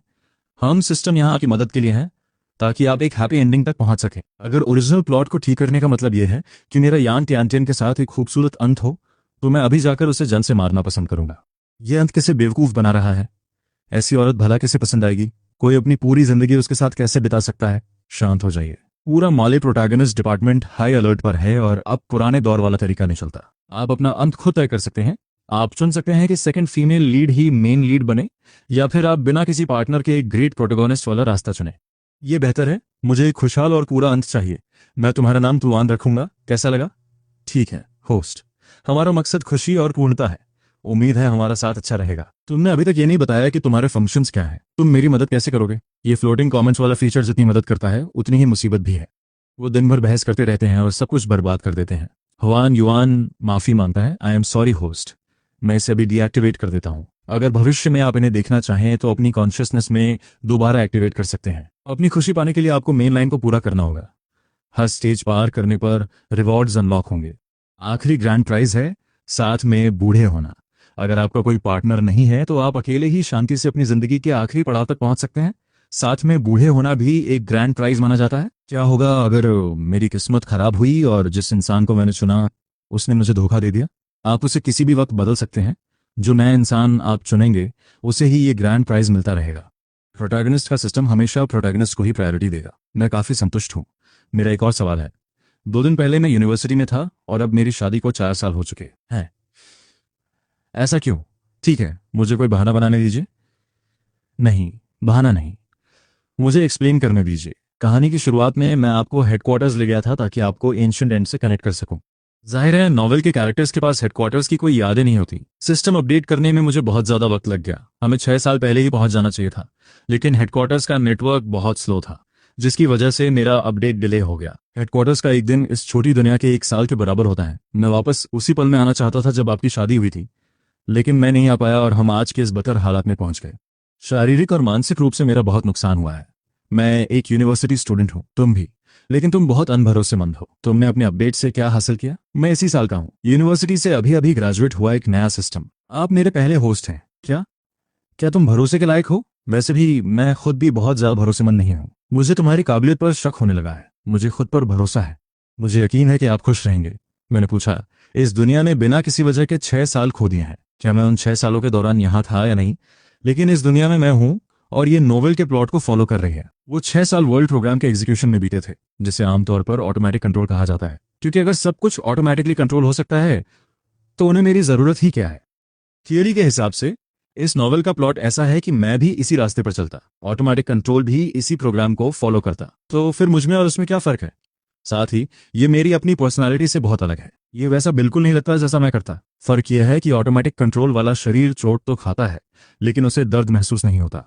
उसकी कोई भावनाएं या सोच नहीं होती, लेकिन आपकी है। जब मेरे पास अपनी सोच है तो मैं इतनी बेवकूफ़ी भरी चीज़ कैसे कर सकता हूँ? वो मैं नहीं हूँ, यकीनन वो मैं नहीं हूँ। बाकी सब स्क्रिप्ट फॉलो करते हैं और फिर खत्म हो जाते हैं। आप अलग हैं। न तो शुरुआत और ना ही अंत प्लॉट के काबू में है। आप जैसे चाहें वैसे जी सकते हैं। सिर्फ बीच का हिस्सा ही प्लॉट है। जिस इंसान को मैनिपुलेट किया गया वो मैं बिल्कुल नहीं था। वो सिर्फ एक कठपुतली थी जो दूसरों की लिखी स्क्रिप्ट पर जी रही थी। वो नहीं कर रही थी जो मैं चाहता था। प्लॉट वाला मैं और असली मैं दो बिल्कुल अलग इंसान हैं। उसकी सोच, उसके काम करने का तरीका न तो मैं समझ सकता हूँ और न ही वैसा दोबारा कर सकता हूँ। वो मुझसे बार बार बेवकूफ़ियां करवा रहा है। एक बार ठीक है, लेकिन हर बार कोई इतना बेवकूफ़ नहीं हो सकता। यह नॉर्मल है कि आप ऐसा सोचें कि स्क्रिप्ट वाला वो इंसान आप नहीं है। जो प्लॉट की जंजीरों में बंधा है वो असली आप नहीं है। सिर्फ अपने दिल की सुनकर जीना ही असली आप है। खैर, मैं कभी नहीं मानूंगा कि वो 6 साल मेरे थे। बहुत मजाक की बात है। मैं ऐसा कुछ कभी नहीं कर सकता था। वैसे तुम्हारी एबिलिटी क्या है? मेरी एबिलिटी है वक्त को 3 बार पीछे ले जाना।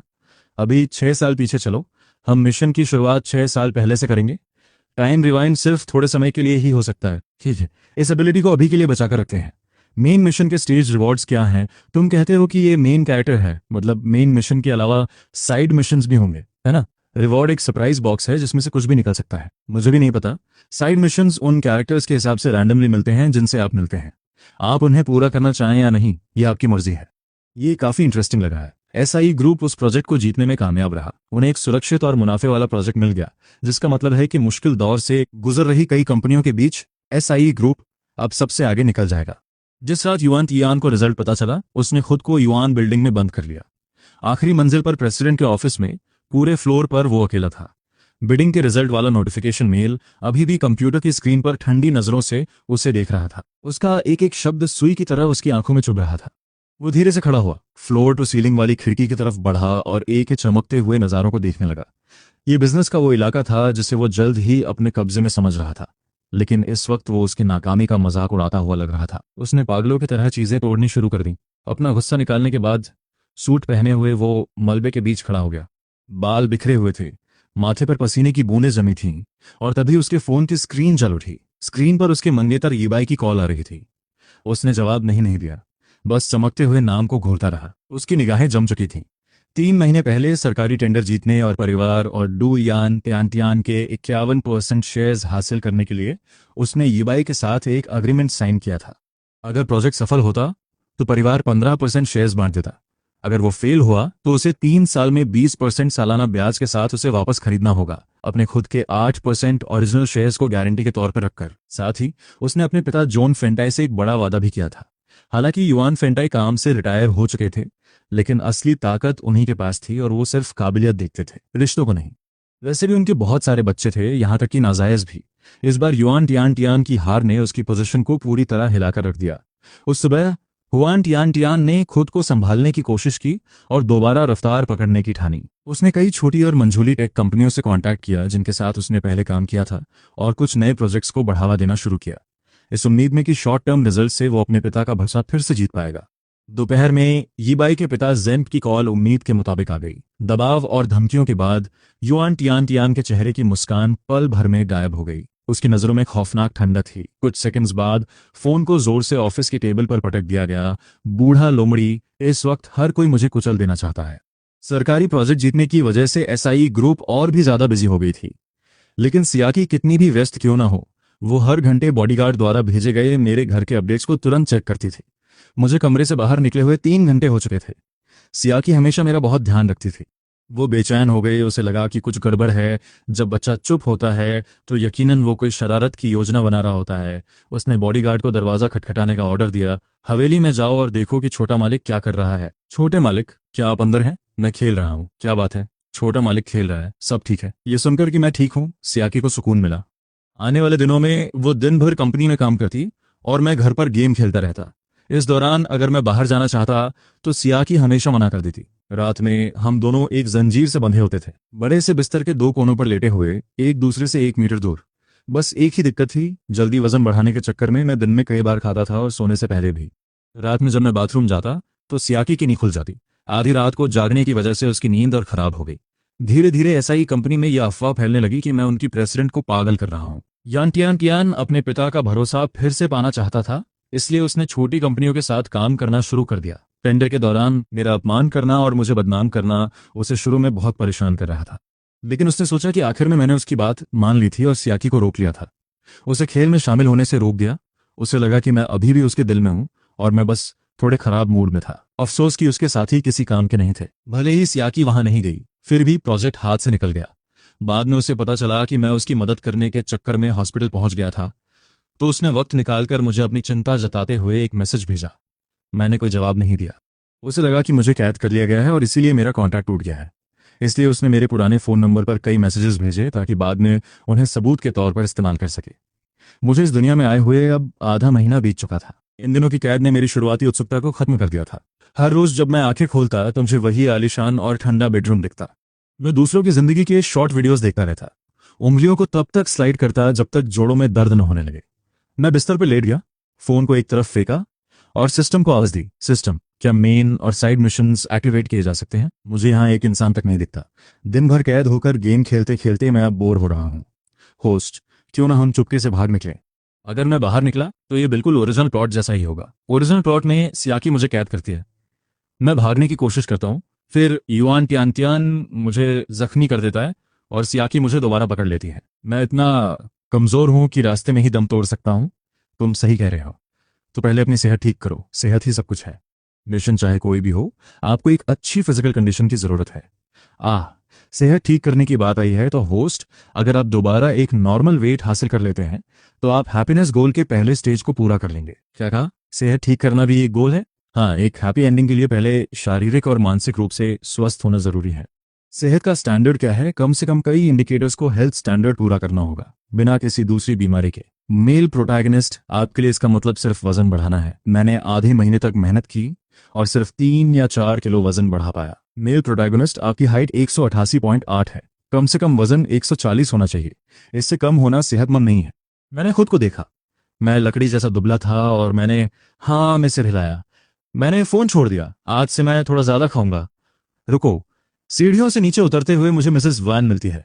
मिसेस वैन, आज से मेरे लिए ऐसा खाना बनाइए जो वजन बढ़ाने और शरीर को मजबूत बनाने में मदद करे। जो भी चीज ताकतवर हो वही बनाइए। ठीक है यंग मास्टर, मुझ पर भरोसा रखिए, मैं आपको बास जैसा मजबूत बना दूंगी। लेकिन लगता है उन्होंने रात के खाने के समय मेरे अंदाज को कुछ और ही समझ लिया। मैं इस लजीज पकवानों से भरी मेज को देखता हूँ और खाना शुरू कर देता हूँ। श्यान की नजरें धीरे धीरे मेज पर घूमती हैं। वो अपने पीछे देखती है। आधा पका हुआ स्टेक, कच्ची और ताज़ा मछली, अंडों के साथ हरी प्याज का तड़का और 10 चीजों से बना एक ताकतवर सूप। उसके साथ ही गोजी बेरीज वाली चाय। ये मेल बहुत ही अजीब और हैरान कर देने वाला है। दोपहर में सियोरिता गियर ने खास हिदायत दी थी, आज से शरीर में फुर्ती और खून बढ़ाने वाला खाना तैयार किया जाना चाहिए। जुए बहुत ही चौकन्ना है। सिया के होठों पर एक खिंचाव आता है और वो मेरी तरफ देखती है। मैं बस खाने में पूरी तरह डूबा हुआ हूँ। एक हाथ में ओएस्टर की शेल है और दूसरे हाथ से मैं बीफ के टुकड़ों को मजे से अपने मुंह में भर रहा हूँ। इसी बीच सियला क्या अपनी आंखें बंद करती है और वान को वहां से जाने का इशारा करती है। अब डाइनिंग रूम में बस बर्तनों की हल्की आहट गूंज रही है। हैंग अपना हाथ आगे बढ़ाता है। सूप वाकई बहुत लाजवाब बना है। मैं बिना किसी संकोच के एक जोरदार डकार लेता हूँ। सियला कियान मुझे देख रही है, लेकिन उसकी आंखों में खाने के प्रति एक कद्र है, कोई और छिपा हुआ मतलब नहीं। उसे अचानक महसूस होता है कि उसकी पिछली बातें शायद थोड़ी ज्यादा ही कड़वी थी। वो बड़े ही सहज अंदाज में चॉपस्टिक्स उठाती है और खाना शुरू करती है।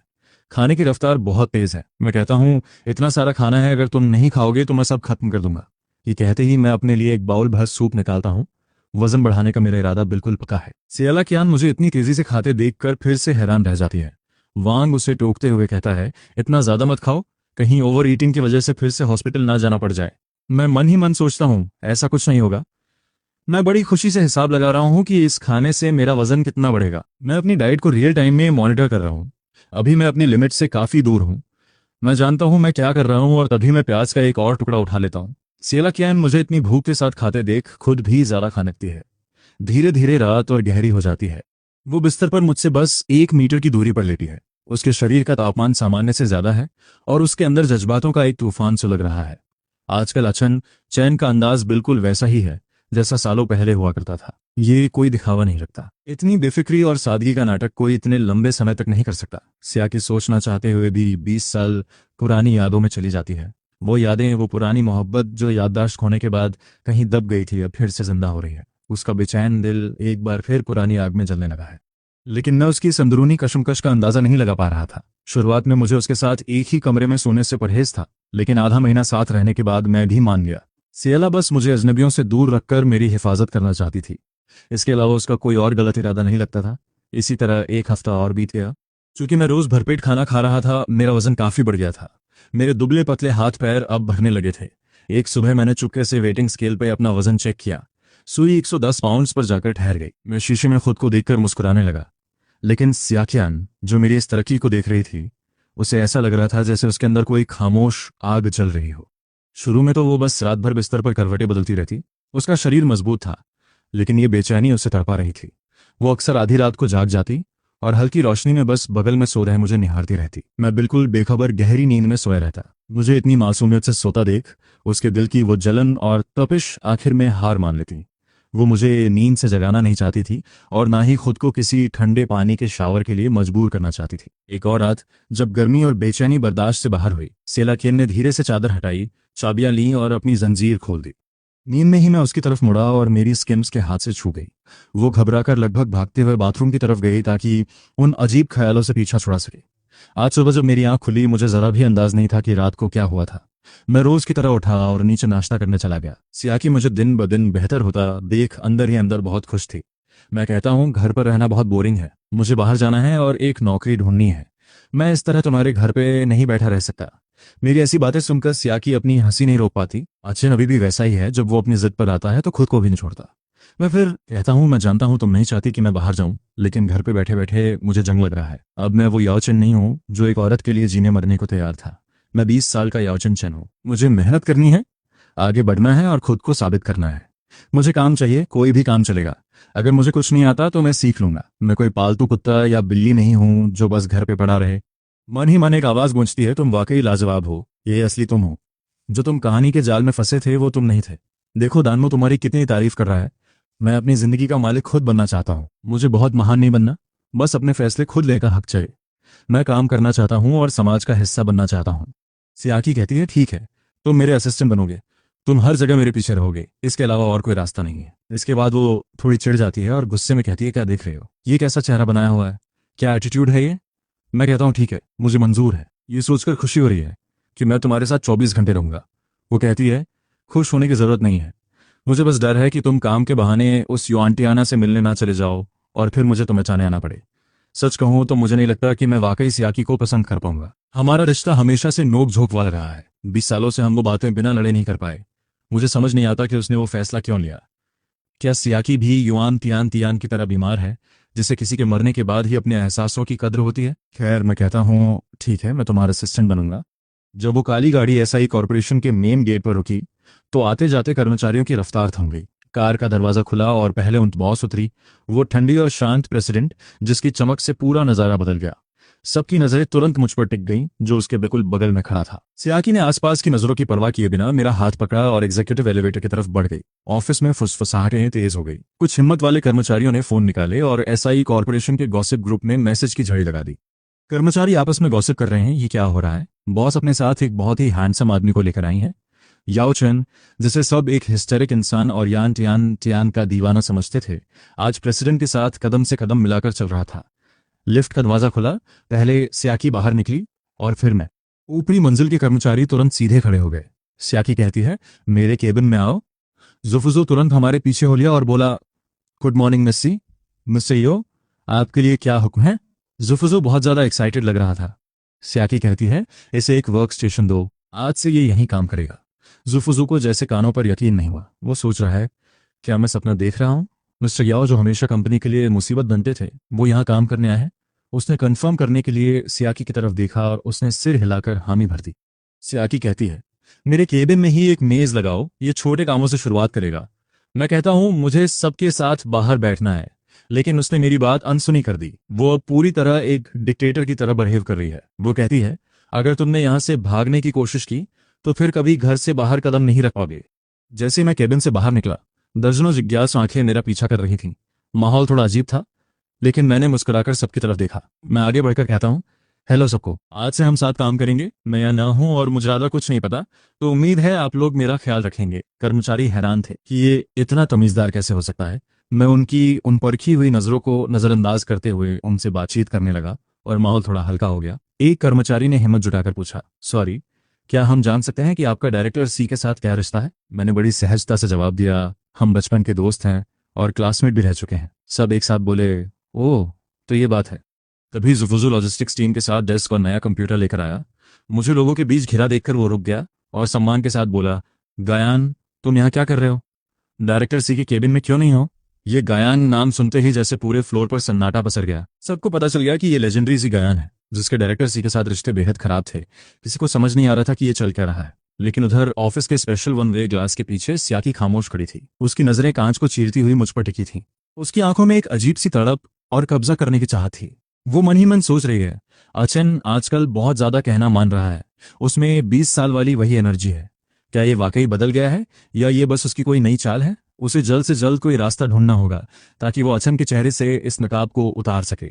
लेकिन दिल के किसी कोने में वो सोच रहा है, काश ये सब सच होता, काश वक्त यहीं थम जाए, काश चंद हमेशा ऐसा ही रहे, जो मुझे देखकर मुस्कुराता है, मुझसे बहस करता है और किसी मजाक पर पागलों की तरह हंसने लगता है। यही तो असली चंद है। हाँ, इसी बीच फुफू फुर्ती से हरकत में आता है और देखते ही देखते उसके लिए काम की जगह तैयार कर देता है। एक नया कंप्यूटर, सारे ऑफिस सप्लाईज और जरूरत का हर सामान। अब उसका अपना एक अलग इलाका था। वो बहुत ज्यादा कॉन्सेंट्रेटेड लग रहा था। पूरी सुबह वो कंप्यूटर के सामने बैठा रहा, कभी कुछ सोचते हुए माथे पर बल डालता, तो कभी बड़ी गंभीरता के साथ कीबोर्ड पर उंगलियां चलाता। वो उलझन में पूछता है, 2 on 2 on, इस रिपोर्ट का क्या मतलब है, ये नंबर्स क्या दिखाते हैं, इस डॉक्यूमेंट का फॉर्मेट कैसे ठीक होगा, और ये इतना अजीब क्यों दिख रहा है। स्कूल में तो ये सब कभी सिखाया ही नहीं गया, मुझे इसके बारे में कुछ भी नहीं पता। ये पीपीटी टेम्पलेट भी बहुत पुराना और मामूली है और इसके कलर्स तो वाकई बहुत खराब है। वो इस बात पे अड़ा है कि वो इसे खुद ही ठीक करेगा ताकि सब कुछ सही रहे। जो चीजें उसे समझ नहीं आती वो चुपके से अपने मोबाइल पर सर्च कर लेता है। वो तुरंत तोआन को कॉल करता है ताकि बाहर से उसे थोड़ी गाइडेंस मिल सके। पूरा दिन मुश्किलों भरा, लेकिन फिर भी वो प्रोजेक्ट से जुड़े कई बुनियादी काम पूरे कर लेता है। उधर सियाकी उन डॉक्यूमेंट्स का प्रिंट निकालती है जो उसने दिए थे। वो अपने पेन की नोक से कुछ जगहों की तरफ इशारा करती है और धीमी और तसल्ली बख्श आवाज में समझाती है, यहाँ लॉजिक सही नहीं है, यहाँ डेटा का साइटेशन गलत है, और ये फॉर्मेट भी कंपनी के रूल्स के मुताबिक नहीं है। जब वो कागज पर एक एक चीज समझा रही होती है तो वो उसके करीब जाकर बड़े ध्यान से उसे सुनने लगता है। उसे पता भी नहीं चलता और वो उसकी सोच के साथ तालमेल बिठाने लगता है। वो गौर से देखता है कि वो कैसे चीजों को बदल रही है और उन्हें सही कर रही है। वो समस्याओं को सुलझाने का उसका लॉजिक सीख रहा है। इसी बीच खिड़की के बाहर शाम की लाली छाने लगती है। ठीक 5 बजे छुट्टी की घंटी बजती है। वो, जो अब तक पूरी तरह काम में डूबा हुआ था, अचानक जोश से भर जाता है और उसकी आंखों में चमक आ जाती है। आखिर वक्त पर काम खत्म करके निकलना जो था। मैंने बड़ी फुर्ती से फाइल सेव की और कंप्यूटर बंद कर दिया। अपनी इस तेज तर्रार हरकत पर मैं खुशी से झूम उठा। मैं अपनी जगह से खड़ा हुआ और बाहर जाने के लिए लपका। मैं चिल्लाया, चेन, अब तुम्हें मेरी कोई करेक्शन नहीं चाहिए ना? मैं इन्हें कल बदल दूंगा। लेबर लॉ कहता है कि अब लॉग आउट करने का वक्त हो चुका है। मैं भागते हुए ऑफिस एरिया से बाहर निकल आया और अपने पीछे उन ढेरों कर्मचारियों को छोड़ आया जो खामोशी से मुझे हसरत भरी नजरों से देख रहे थे। आखिर समय पर ऑफिस से कौन नहीं निकलना चाहता, लेकिन मेरी यह आजादी बहुत ही छोटी साबित हुई। तभी सिक्योरिटी गार्ड सामने आकर खड़ा हो गया और बोला, सॉरी सर, डायरेक्टर सी के खास ऑर्डर्स हैं, आप अकेले कंपनी से बाहर नहीं जा सकते। उधर से आकी की आवाज आई, चेन, अगर तुम्हें ऑफिस से निकलना है तो पहले वापस जाओ और जाने से पहले इस फाइल को पूरा मॉडिफाई करो। अभी लॉग आउट का वक्त जरूर हो गया है, लेकिन ओवरटाइम का ट्रिपल पेमेंट मिलता है। एक एम्प्लॉय होने के नाते तुम बॉस से पहले घर जा रहे हो। अगर कोई और कंपनी होती तो तुम्हें अब तक नौकरी से निकाल दिया गया होता।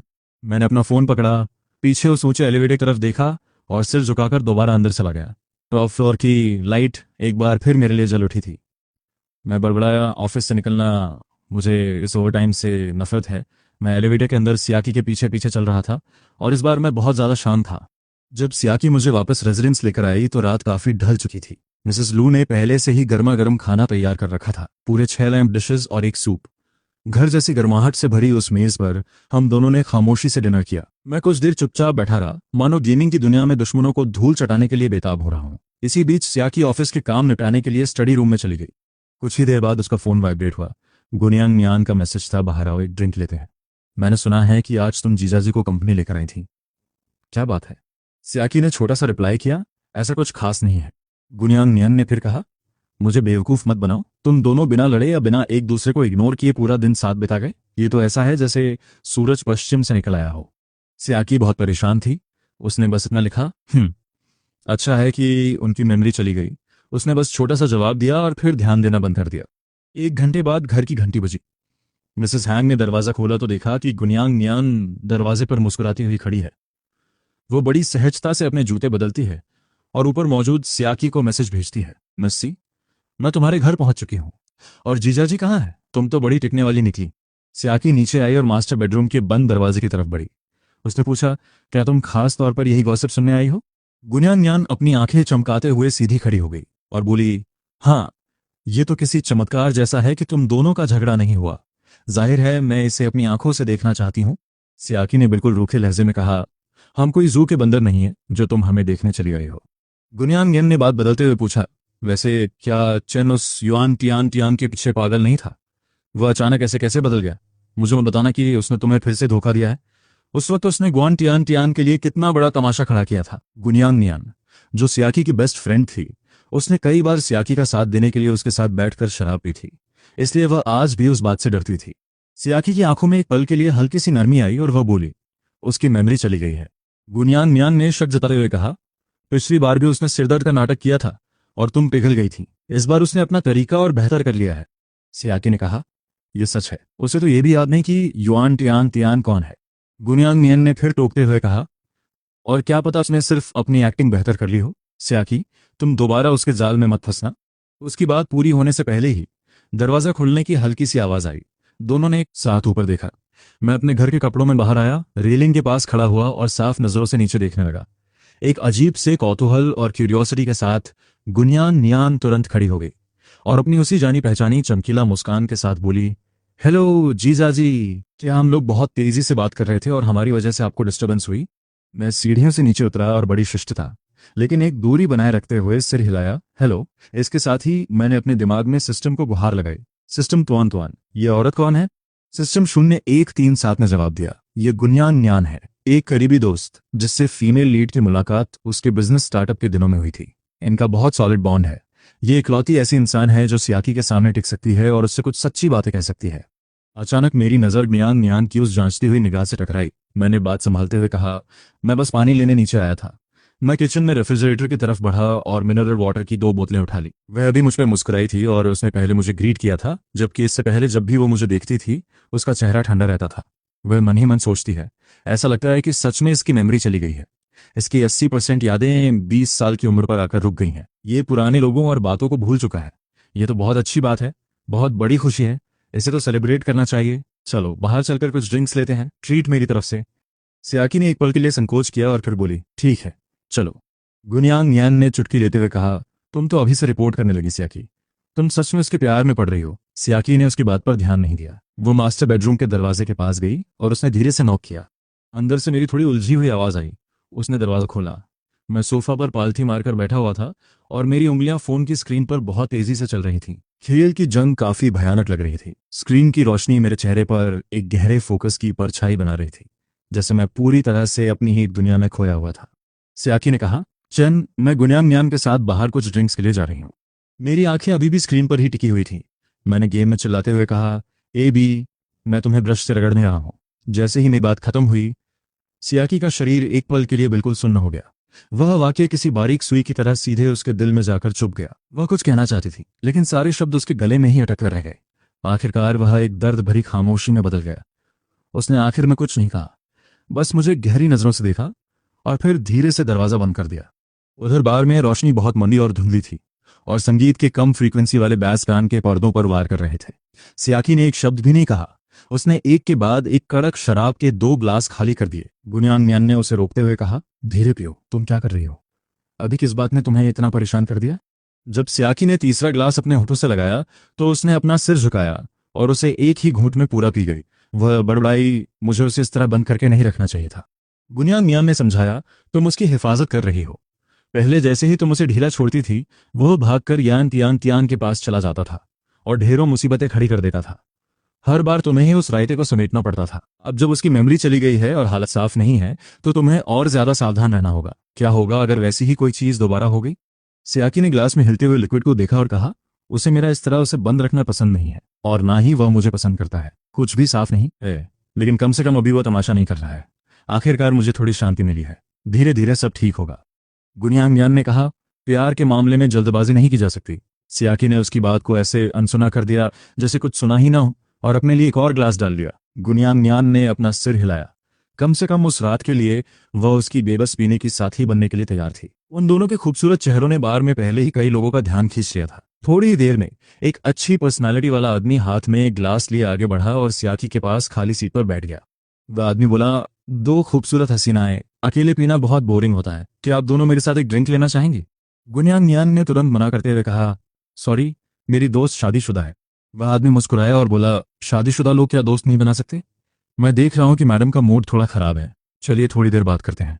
सियाकी ने ठंडे लहजे में कहा, मैं शादीशुदा हूं। उस आदमी की मुस्कान एक पल के लिए जम गई और उसने एक गहरी नजर सियाकी की उंगलियों पर डाली जहां कोई रिंग नहीं थी। रिंग गायब देखकर वो बोला, तुम्हारा मूड खराब देखकर लगता है कि तुम्हारा अपने पति के साथ झगड़ा हुआ है। अगर मैं सच कहूं तो इंसान को कभी कभी रिलैक्स करना चाहिए। क्या पता तुम्हारा पति इस वक्त कहीं और मजे कर रहा हो। वैसे भी तुमने अपनी शादी की अंगूठी उतार दी है, तो इस रिश्ते को इतना सीरियस क्यों लेना? जिंदगी बहुत छोटी है, क्या इस पल को एंजॉय करना बेहतर नहीं है? ठीक उसी पल मैं अपने गेम के साथियों के साथ फोन कॉल पर था और अपने सामने वाले एक कपल को देखकर खामोश था और लगातार मजे ले रहा था। अचानक बिना किसी वार्निंग के मुझे एक जोरदार छींक आई। मैंने अपनी नाक रगड़ी और बड़बड़ाया, कौन मेरे बारे में सोच रहा है? इधर सियाकी के आसपास का तापमान अचानक शून्य पर पहुंच गया। वह आदमी सियाकी की आंखों के जानलेवा गुस्से को भांप गया और डर के मारे तुरंत वहां से दुम दबाकर भाग निकला। गुनियांग म्यान ने राहत की सांस ली और पीछे मुड़ी, लेकिन उसने देखा कि सियाकी अपनी नजरें झुकाए अपनी दाहिनी हाथ की खाली अनामिका उंगली को एकटक घूर रही थी। वो मन ही मन सोचने लगी, चैन के साथ मेरी शादी शुरुआत से ही एक दिखावा थी। चैन ने मुझसे पहले कभी प्यार नहीं किया और वह आज भी मुझसे प्यार नहीं करता। यह एहसास किसी भी कड़क शराब से ज्यादा उसके अंदरूनी हिस्से को झुलसा रहा था। सियाकी बिना कुछ बोले एक के बाद एक गिलास खाली करती रही। गुनियांग म्यान उसे इस हालत में देखकर बहुत असहज महसूस कर रही थी, लेकिन उसे समझ नहीं आ रहा था कि वह उसे कैसे संभाले। आखिरकार सियाकी को बुरी तरह नशे में धुत देखकर उसने हार मान ली और अपने शोफर को फोन किया ताकि इस मैडम को सही सलामत घर पहुंचाया जा सके। रात बहुत गहरी हो चुकी थी। जब शोफर ने सियाकी को गाड़ी से उतरने में मदद की तो रात की ठंडी हवा का एक झोंका आया। ऐसा लगा जैसे एक पल के लिए उसका दिमाग थोड़ा साफ हुआ हो, लेकिन उसके कदम अभी भी लड़खड़ा रहे थे। उसने गुनियान नियान का सहारा लेने से मना कर दिया, जो उसे थामने के लिए हाथ आगे बढ़ा रहे थे। वह लड़खड़ाते हुए मैंशन के अंदर आई और एक ही कदम करके सीढ़ियां चढ़ने लगी। गुनियान नियान ने जब देखा कि अब उसकी जरूरत नहीं है, तो वो सुकून से अपने घर लौट गई। बेडरूम के दरवाजे के सामने पहुंचकर सियाकी रुक गई। उसने ठंडी दीवार का सहारा लिया और बड़ी मुश्किल से अपने स्कर्ट के घेरे को ठीक किया। ऐसा करने के बाद उसने एक गहरी सांस ली और दरवाजे के ठंडे हैंडल को पकड़ लिया। तभी अंदर से मेरी बेहद एक्साइटेड आवाज आई, कार्य जानू, मैं तुम्हें ये किल देता हूँ। दरवाजे के अंदर से आती हुई मेरी वो आवाज उस सन्नाटे में बिल्कुल साफ सुनाई दे रही थी। उस अधखुले दरवाजे की दरार से छनकर आती बातें जैसे ही सियाकी के कानों में पड़ी, उसका हाथ हैंडल पर ही जम गया। ऐसा लगा जैसे एक झटके में उसका सारा खून जम गया हो, और अगले ही पल वह एक भयानक गूंज के साथ उसके सिर पर चढ़ गया। बार में उस आदमी ने जो कड़वी बातें कही थीं, वे अब सबसे क्रूर भविष्यवाणी बनकर उसके सामने आ खड़ी हुई थीं, जो इस वक्त बेहद व्यंग्यात्मक तरीके से सच साबित हो रही थीं। वो मन ही मन सोचने लगी, तो इसका मतलब चैन की मेमोरी गायब नहीं हुई है। वह इन प्यार भरे नाटकों के पीछे मुझसे लगातार झूठ बोल रहा था और बड़ी चालाकी से एक बहुत बड़ा झूठ बुन रहा था। सच तो यह है कि जहां मेरी नजर नहीं होती, वहां चैन आज भी रोज किसी के साथ इतना करीबी और इंटीमेट कॉन्टैक्ट बनाए हुए है। कितना प्यारा निकनेम है कार्यो। सालों पहले अपने सपनों में सियाकी ने न जाने कितनी बार चैन का नाम पुकारा था, इस उम्मीद में कि किसी दिन चैन भी उसे इसी तरह किसी प्यारे नाम से बुलाएगा। चैन ने उसे कभी ऐसा नहीं बुलाया, एक बार भी नहीं, लेकिन उसने किसी दूसरी औरत को हजारों बार इस नाम से पुकारा था। सियाकी का वो जलन और गुस्सा शराब के नशे के साथ मिलकर और उबलने लगा। जो नशा थोड़ा कम हुआ था, वह अब इस बेइंतहा गुस्से और धोखा खाने के अपमान के साथ मिलकर उसकी आंखों से आंसुओं के सैलाब की तरह बह निकला, जिसने एक ही पल में उसकी बची कुची अक्ल को पूरी तरह निगल लिया। उसने झटके से दरवाजा धक्का देकर खोल दिया। कमरे की वह गर्माहट और हल्की रोशनी बाहर के अंधेरे कॉरिडोर के साथ एक गहरा कॉन्ट्रास्ट बना रही थी। मैं बेड पर आधा लेटा हुआ था, कानों में हेडफोन्स लगे थे और मेरी उंगलियां स्क्रीन पर तेजी से चल रही थीं। जाहिर है कि उस अचानक हुए धमाके से डरकर मैंने झटके से अपना सिर ऊपर उठाया। मेरे चेहरे पर अभी भी अपने गेम के साथियों के साथ की गई बातचीत की वह हल्की और रिलैक्सिंग मुस्कान बाकी थी। सियाकी वहां खड़ी थी। उसके गाल नशे की वजह से बिल्कुल लाल हो चुके थे और उसकी आंखों में एक ऐसी वीरानी और मायूसी थी जो मैंने पहले कभी नहीं देखी थी। उसका वह हमेशा रहने वाला ठंडा और गरिमामय अंदाज पूरी तरह गायब हो चुका था। वह किसी बुरी तरह जख्मी हिरन की तरह लग रही थी। उसने कांपते होंठों से मुझे घूरा और आखिरकार सिसकते हुए एक सवाल पूछा, चन, क्या तुम मुझे धोखा दे रहे हो? तुम्हारी मेमोरी कभी गई ही नहीं थी, है ना? मैं पूरी तरह उलझन में आ गया और सीधा बैठकर बोला, मैं तुम्हें धोखा दिया? मैं तुम्हें कभी धोखा नहीं दिया। सियाकी ने चिल्लाते हुए कहा, तुम मुझे धोखा नहीं दे रहे। वह एक कदम आगे बढ़ाने लगी और फर्श पर उसकी हील्स की हर एक आवाज ऐसी लग रही थी जैसे वो चाकुओं पर पैर रख रही हो। वह आगे बोली, तो फिर वह कार्यो कौन है जिसे तुम अभी पुकार रहे थे? वह यान तियान तियान है ना? तुम हमेशा से नाटक कर रहे थे, एमनीजिया का नाटक, अच्छे बनने का नाटक, ये जताने का नाटक कि तुम मुझ पर डिपेंड हो, लेकिन पीठ पीछे तुम अभी भी उसी के संपर्क में थे। मुझे पूरी बात समझ में आई और मैं अपनी हंसी और आंसू रोक नहीं पाया। मैंने अपना फोन ऊपर उठाया और कहा, क्या तुम इस बारे में बात कर रही हो? ये मेरा गेम पार्टनर है, एक लड़का है। मैंने अभी अभी गेम में एक पेंटेकिल किया था, तो मैंने खुशी में उसे वेल डन चिल्लाकर सेलिब्रेट किया था। तुम अपने दिमाग में क्या क्या इमेजिन कर रही हो? सियाकी के कदम अचानक वहीं के वहीं रुक गए। उसका नशा काफी हद तक हवा हो गया। उसकी आंखों में दहक रही वह आग धीरे धीरे बुझ गई और उसकी जगह एक गहरे असमंजस और हैरानी ने ले ली। वो मेरे मोबाइल की स्क्रीन पर गेम इंटरफेस को टकटकी लगाए देख रही है। फिर वो मेरी तरफ मासूमियत से देखती है, लेकिन उसके गालों की लाली अचानक गायब हो जाती है और वो एकदम पीली पड़ जाती है। मैं अपना लहजा थोड़ा नरम करता हूँ, सिया, मैं जानता हूँ तुम्हें किस बात का डर है। तुम्हें डर है कि मुझे युआन त्यानंतियान याद आ जाएगी, वही लड़की जिसके लिए पहले का दुआन त्यानंतियान अपनी जान देने को तैयार था। वो मैं नहीं था, मैं तो बस प्लॉट के हाथों की एक कठपुतली था। मेरी यादें अब 20 साल की उम्र पर आकर रुक गई हैं। मुझे बस इतना याद है कि हम बचपन से ही राइवल्स थे और हमेशा झड़ते रहते थे। वो अपना चेहरा दूसरी तरफ घुमा लेती है, उसके कंधे हल्के से कांप रहे हैं। वो मेरी तरफ नहीं देख रही और उसने मेरी बात का विरोध भी नहीं किया। मैं बिस्तर से उठता हूँ और उसके पास जाता हूँ। मुझे याद है स्पोर्ट्स डे के दौरान मैं सबसे आगे भाग रहा था और मेरे पैर में मोच आ गई थी। वो तुम ही थी जो मुझे उठाकर इन्फर्मरी तक ले गई थी। पूरे रास्ते तुम मुझे डांट रही थी, लेकिन तुमने मेरा हाथ इतनी मजबूती से थामा था कि मुझे गिरने नहीं दिया। मुझे याद है तुम्हारी जबान कड़वी थी पर दिल बहुत नरम था। जब मेरे पास जेब खर्च खत्म हो जाता था तो तुम कहने को तो बहुत कुछ कहती थी, लेकिन तुरंत मेरे हाथ में पैसे रख देती थी। तुमने कहा था कि अगर दुनिया के सारे मर्द मर भी जाएं तो भी तुम मुझे पसंद नहीं करोगी। वो बस तुम्हारा गुस्सा था। मैं अपना हाथ आगे बढ़ाता हूँ और बड़े प्यार से उसके आंसू पहुँच देता हूँ। इन 2 हफ्तों में मैंने सब साफ देख लिया है। तुमने अपनी बातों से मुझे एक सोने की चेन में बांध रखा था। तुम्हें डर है कि मैं कहीं भाग ना जाऊं या खुद को चोट ना पहुंचा लूं, इसीलिए तुम मुझे दुनिया की हर खुशी देना चाहती हो। मेरे लिए तुमने एक बहुत बड़ी बिंग छोड़ दी, जबकि तुम्हें पता था कि शायद मैं नाटक कर रहा हूं। फिर भी तुम दौड़ी चले आई। सियान, तुम कोई एंटागनिस्ट नहीं हो, बल्कि इस दुनिया की सबसे नादान और फिक्रमंद इंसान हो। वो अचानक अपना सिर उठाती है और उसके गर्म आंसू मेरे हाथों पर गिरते हैं। क्या तुम सच में फिर से युआन तियानंतियन के पास नहीं जाओगे? मैं जवाब देता हूँ, मैं उसके पास भला क्यों जाऊंगा? वो औरत जिसने मुझे बस अधर में लटकाए रखा, अपनी तरक्की के लिए उसने मेरा और मेरी कंपनी का इस्तेमाल किया, उसे कुचला और कभी एक सच तक नहीं बोला। उसके चक्कर में दोबारा पढ़ने के लिए मुझे पागल होना पड़ेगा। पहले वाला मैं था ही नहीं। अब मैं खुद की होश में हूँ। मैं बस उस कचरे जैसे इंसान से दूर रहूंगा। इधर सिस्टम की नोटिफिकेशन आती है, होस्ट आप तो कमाल हैं, ये बंधन अब कभी नहीं टूटेगा। मैं सिस्टम की बातों पर ध्यान नहीं देता। मैं धीरे से सिया का हाथ पकड़ता हूँ और उसे बिस्तर के किनारे बिठाता हूँ। जो कुछ भी पहले हुआ उसके लिए मैं उस पुराने मैं की तरफ से माफी मांगता हूँ। उसने तुम्हें 6 साल तक तड़पाया है। उसकी वजह से तुम हर रात बेचैन सोती थी। तुमने मुझे सिर्फ इसलिए कैद करके रखा क्योंकि तुम मुझसे प्यार करती थी। उसने तुम्हें नीचा दिखाया, लेकिन मैं वादा करता हूं कि आज के बाद याचन अपनी सिया की आंखों में एक भी आंसू नहीं आने देगा। सिया अचानक मेरी बाहों में सिमट जाती है और मेरी कमर को जोर से जकड़ लेती है। वो अपना चेहरा मेरी गर्दन में छुपा लेती है। 6 साल से दबा हुआ उसका दुख आखिरकार फूट पड़ता है और वो एक छोटी बच्ची की तरह रोने लगती है।